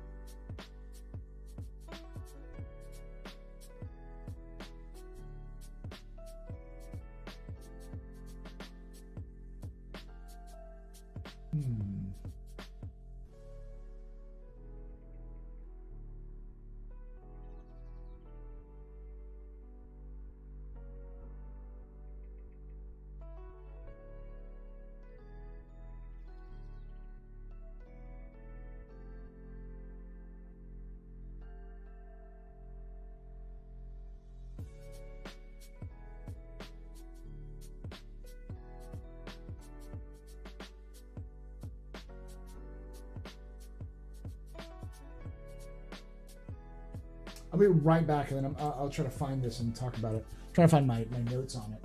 But I will talk about the lore here in a second. Be right back. Don't go anywhere.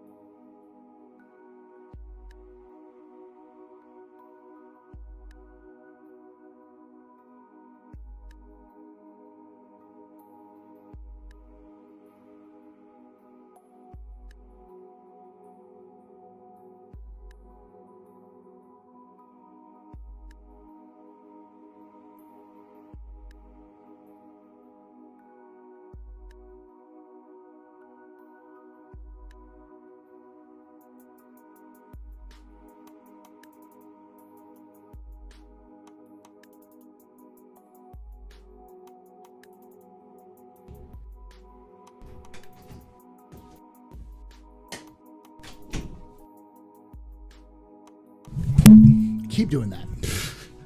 All right, I'm back. Let's take a look at, maybe it's under the minis.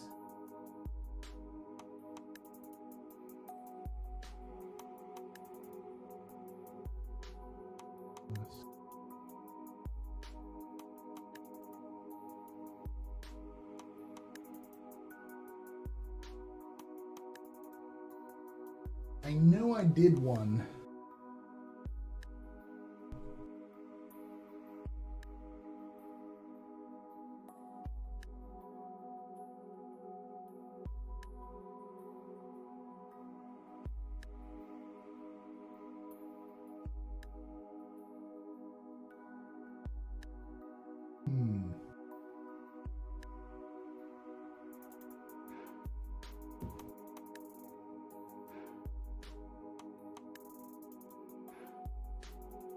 This wasn't in the museum, was it? No.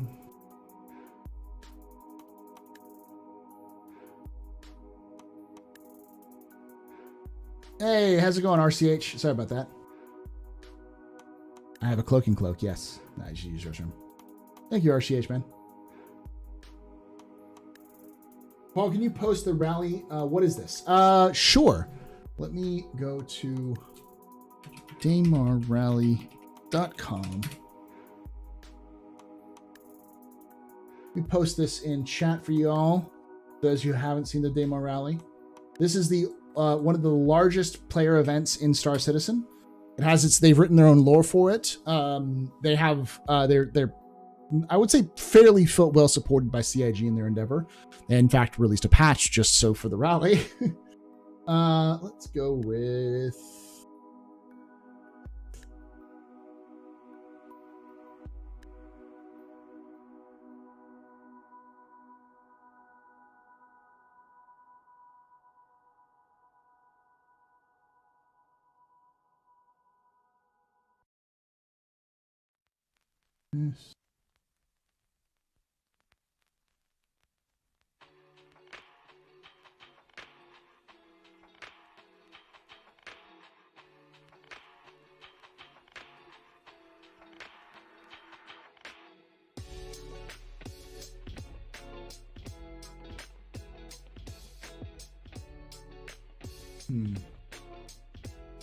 I'm not gonna be able to find the dates, but I'll let you know essentially what happened with the lore of the Daymar Rally is I'm not seeing.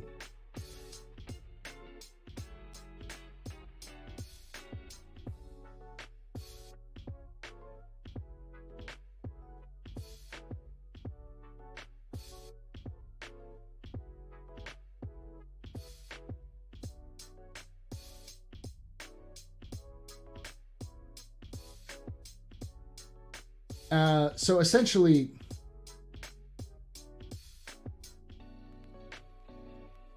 how it started was there were large, in the lore of the Daymar Rally put together, there are large formations in the sand dunes of Daymar.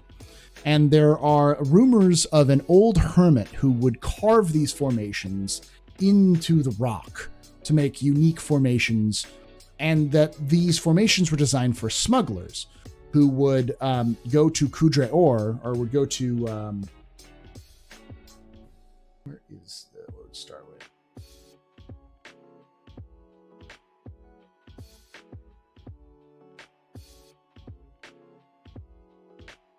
Shubin mining. So Shubin set up a station there, and there were rumors that people would steal Shubin mining equipment, and these people would then take it to these locations where these art installations were being carved, and then that those would be used as drop-off locations. Either way, as the system became more stabilized over time, those art installations began to erode with the winds of time. So these rumors have been floating around the system for a while, so a group of local Stanton natives decided they were going to tour these locations before they were entirely swallowed by the sands. This started off as just a touring thing. They got into their tumbrils and they drive tumble vehicles, and they drove through the sands and visited the sites and took pictures. and it ended at Eager Flats. Eager Flats was the location where they had a famous prank had taken place. So they wanted that had happened in either within this group or just in general. So they ended there as a way of kind of traveling. And the pictures and the time they spent together doing this trip were really well, like they passed them around the verse and that kind of stuff, because this is the only recording of these installations. And they liked it, so they did it again the next year. And the third year, they decided that they were going to run it as a race to see if they could make this thing entirely. And over time, the race became more formalized by these groups, and the people who remained from this original group of travelers started to set it up as an amateur attempt to beat the sand dunes of Daymar, and the event became longer and longer at different checkpoints. And over time, it became semi-professional in the lore. Again, we're talking about the lore of the Daymar Rally. And finally, in the lore of the Daymar Rally, there was a year without a winner, because this was famous for being semi-pro and also dirty as hell. The first winner of the first official rally won, covered in soot and dust. She walked into the finish line, grabbed the trophy, spit in it, and the victor of that first rally was supposed to be the one who named the trophy, who named the race. She spit in the cup and said, "I don't care what you named this thing, just get me out of here." Because it was that rough. And so this became infamous as this dirty, filthy, rugged, difficult race that not everyone could finish. So it began to attract amateur and professional race teams to come to the planet or come to the moon and try it. And then one year there was no winner. No one won the race. But up to that point, people had died in the race. People had been killed. Either local raiders would attack them or other racing competitors would shoot at each other because it was no rules. So there was a race, the year that there was a race with no winner, it became clear that race officials had been bribed, and it was just all sorts of corruption going on. And so I think it was 2942 was the last one. And so it just kind of ended. And then a couple of years later, a local group of Stanton residents decided to rebuild this race. And that is the modern Daymar Rally that's lasted for the last 3 years. Is built off of the legacy of this old, filthy, dirty, infamous race that had been abandoned because of its bad reputation. So now they've kind of rebuilt it from the ground up. That's the lore behind the Daymar Rally. It's unofficial. It is not CIG sponsored, but it works sort of inside their own bubble. So.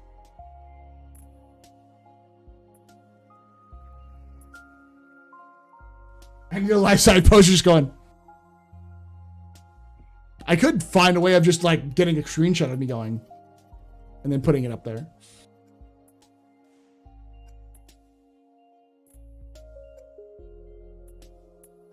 Well, funny you say that. There is actually, if you go to DaymarRally.com, they do sell merch. They're one of the few people who can actually sell official CIG merch that is not CIG. They sell a jersey, personalized jersey every year for some racers, some teams. They have things like RSI, Drake, Tumbril logos all over them. So, and there are teams who compete. So, Crucian is the right voice for that event. Yes, Crucian and Richard this year, which is pretty cool.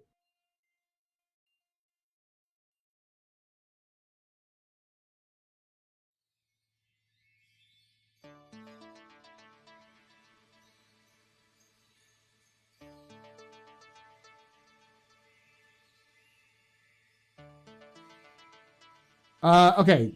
GR asked, I personally think that during or after the war with the Vanduul, Terra and UEE will go into a spiral civil war. What do you think? Yes. Terra and Earth will go into a civil war. The UEE will split into two. The question is, for how long, and is there going to be a victor? the UEE is not going to last. That's the answer. There's no way that the UEE will last.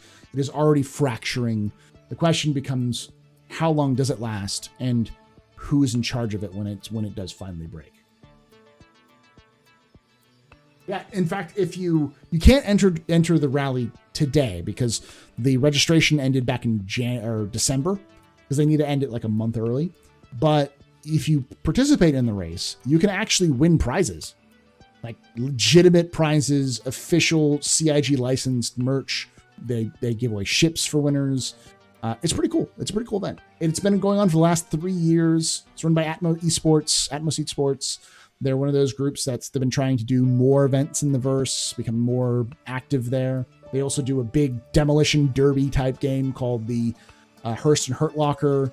They're going to be doing a rally race around Stanton called the Stanton 7. And they're going to be doing a org v org fight competition, which is going to be happening sometime in the fall, or spring, or summer. So, ironically, they talked about doing rocks, but apparently the rocks just don't survive long enough in the races. They bounce along the ground too much and will just explode. They're not tough. They're fast, but not tough. I'm curious to know if you have experience in broken trade terminals in the smaller outposts.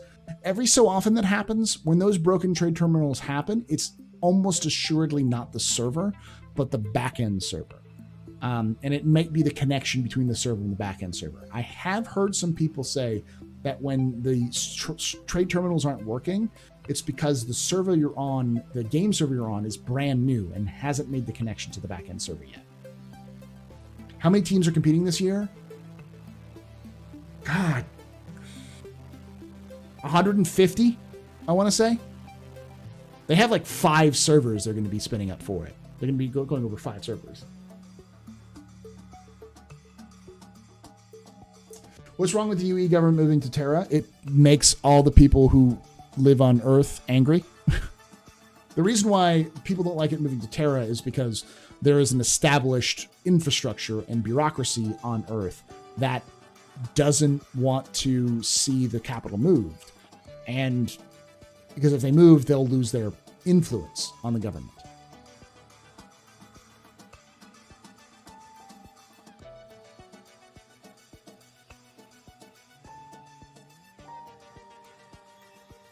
Yeah. 17 servers worth of people. Yes. Now imagine when they have server meshing and iCache and server meshing in, and they have 150 teams on the starting line. When they can go, because they have 3 different versions, rovers, buggies, and bikes. When they can say, bikes go, rovers go, or buggies go, and rovers go. And you could just have this mass clusterfuck of people driving around.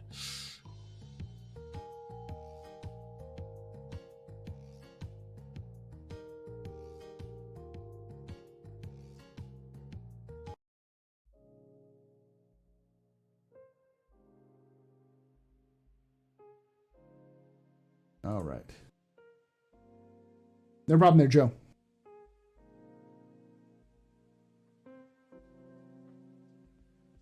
All right. Coming up towards the end of this stream. I'll go a little bit longer just because I went to the bathroom. But we'll talk. Let's go over the video. So I've done a video that's up for patrons. It will be available for everybody tomorrow, but it's available for patrons right now. I'll let you guys watch it right now for those of you who are watching this live, and we'll be reviewing that right now, which is on it's a museum piece. It's one of my museum pieces on the, what am I blanking on the name? Gemini Weapons. Let me turn off the music. We'll show it here. Make sure to check it out tomorrow as well.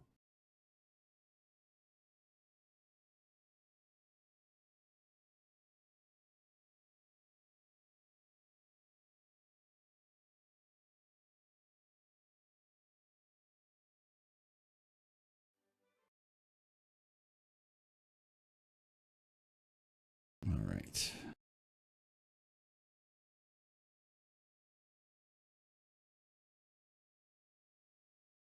I'll mute myself while we do this as well.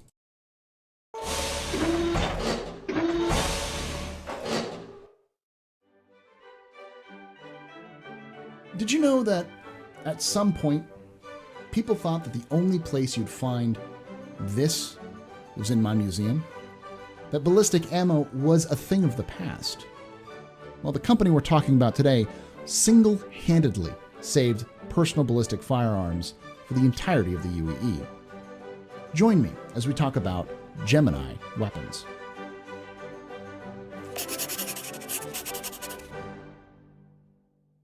Welcome to the museum.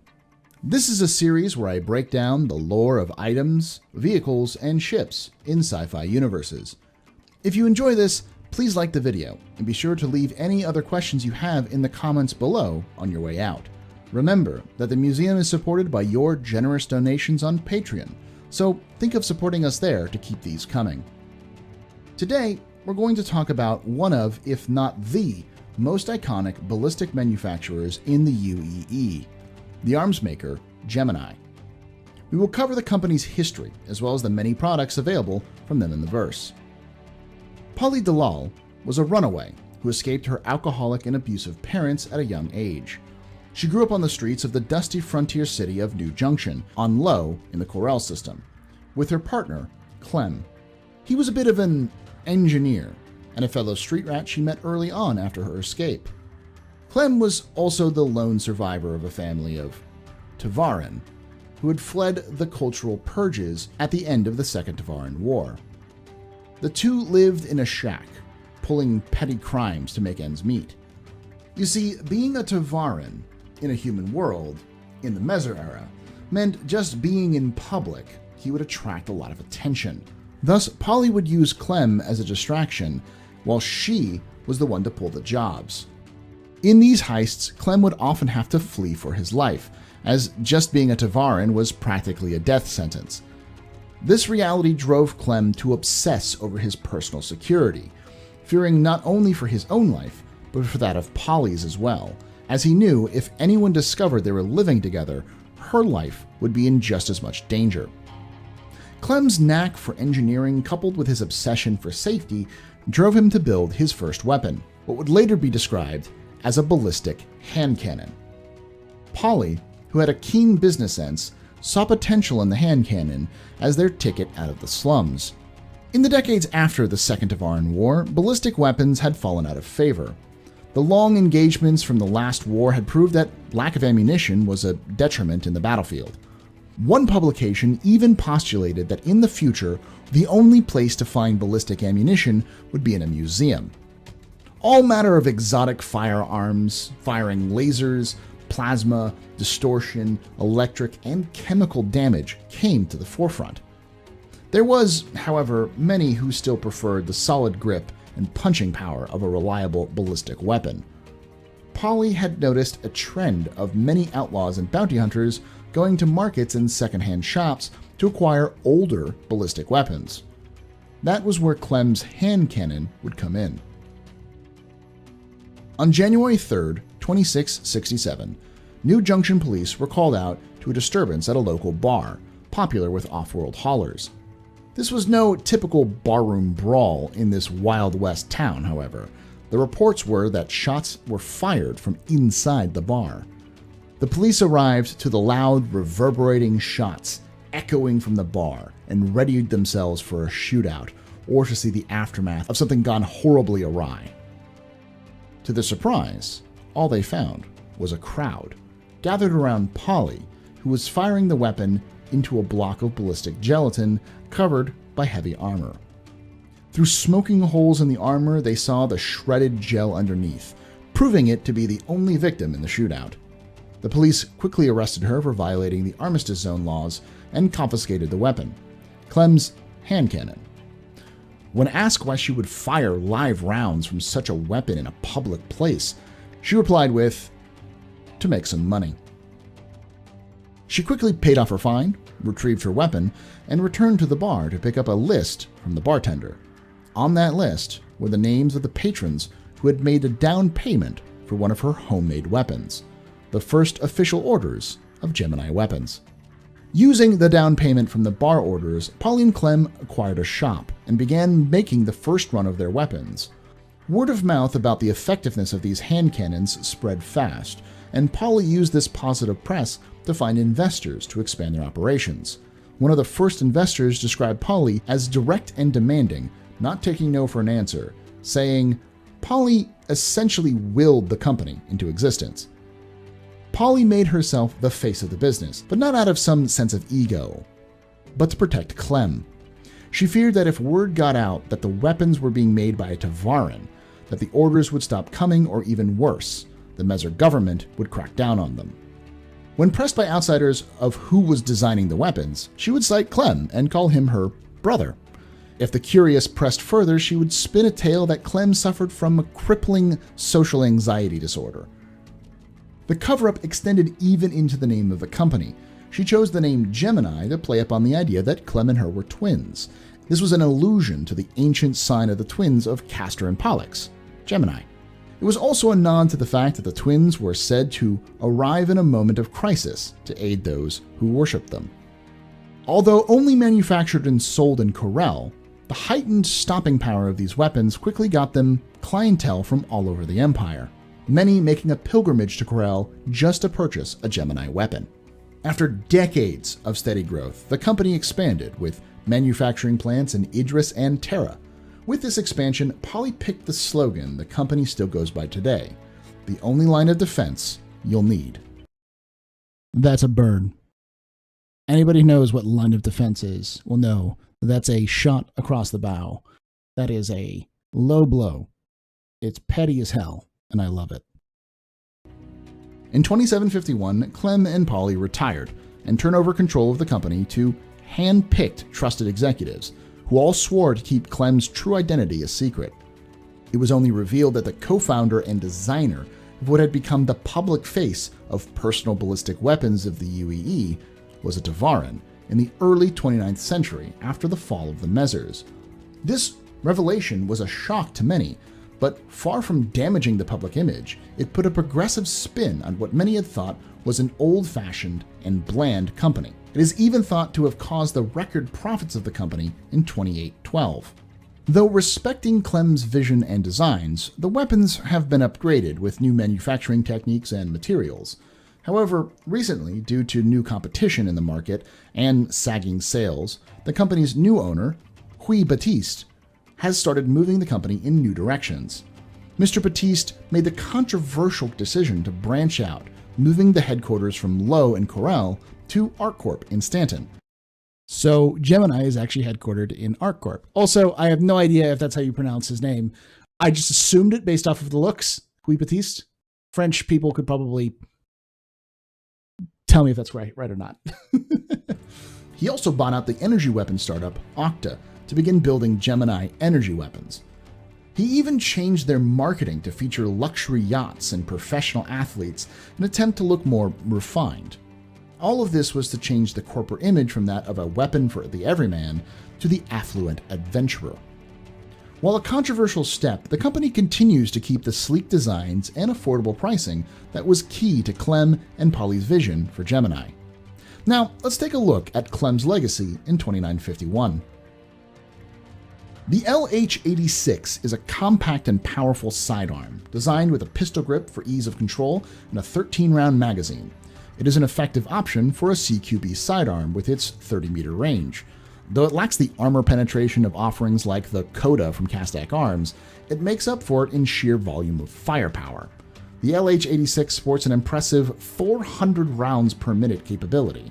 All of this is packaged at a low cost, with the average of about 600 UEC, making it the most affordable pistol on the market today. The C-54 remains the favorite CQB weapon of security corporations and individual travelers alike. This SMG packs 50 10mm rounds per magazine and a blazing 1,100 RPM, making it the fastest firing SMG available. Despite being a bullet hose of a weapon, it's still fairly controllable, even at full auto. This is due to the pistol grip it shares with the LH-86, coupled with a lightweight polymer frame.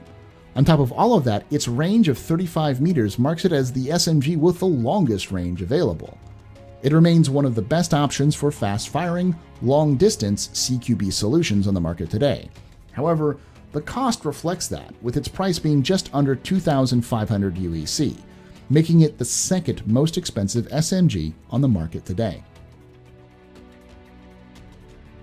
Built with the same ergonomic design of the LH-86 and C-54, the S-71 assault rifle continues the Gemini tradition of long-range and fast-firing options with blistering 900 RPM, almost twice the fire rate of any other assault rifle.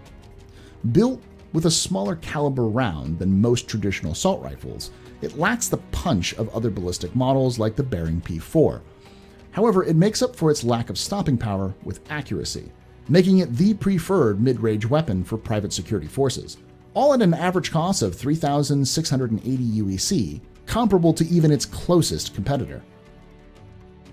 The R97 ballistic shotgun remains the closest to the original designs of Clem, retaining the unique underbarrel reload design first envisioned by the Tevarin. It has a semi-auto wide spread mode for a large spread at 15-meter range, and a focus mode for tighter shots at longer 35-meter range. It holds 10 rounds and has between 120 and 60 RPM. Its knockdown power alone in close quarters battle can turn the tide in tight confinements of spaceships or stations. All of this for an average price of less than 1,300 UEC makes the R97 an affordable and dangerous CQP option. The F-55 shares all the hallmarks of Clem's design with updated lighter materials and better ergonomics to allow for better control.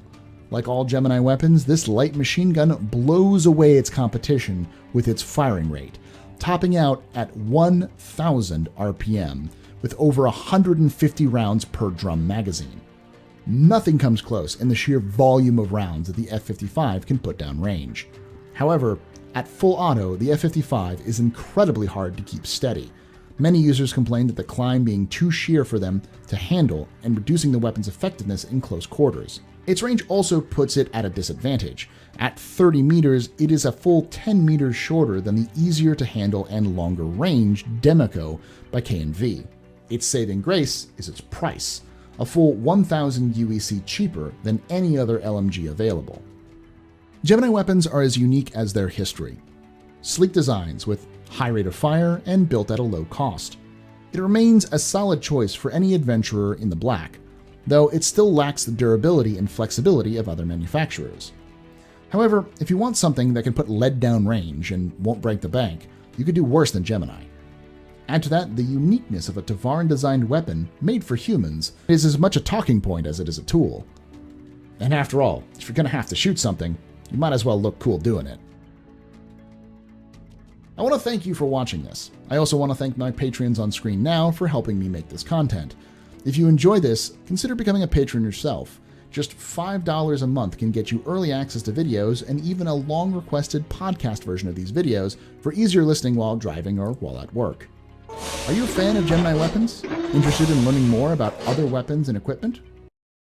Definitely move things around there. But thank you guys for watching that. That's the video.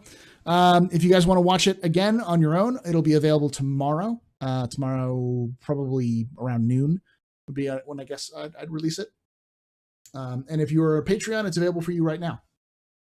So make sure you guys check that out. Thank you guys so much for hanging out with us here tonight at the Astropub. If you did enjoy that, hit that follow button. Remember that all of this month, we're giving away a LTI game package with a Tevarin Talon Shrike with 2 skins. On top of the skin it already has, it will also come with the red and the blue skin for the the Shrike, or for the Talons. So get in on it. It's courtesy of CIG, who gave that to us to give away. So thank you, CIG, for that. But to enter for that, all you have to do is be following us here on Twitch and subscribe to us on YouTube. Both are absolutely free for you to do. Exclamation point January to get in on that one. So thank you guys for watching that. The R97 Scattershot is full auto now. Nice.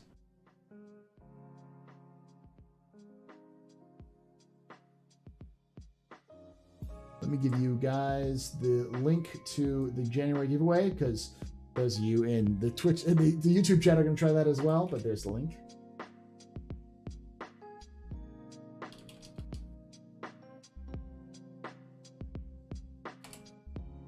Something went wrong. Hold on.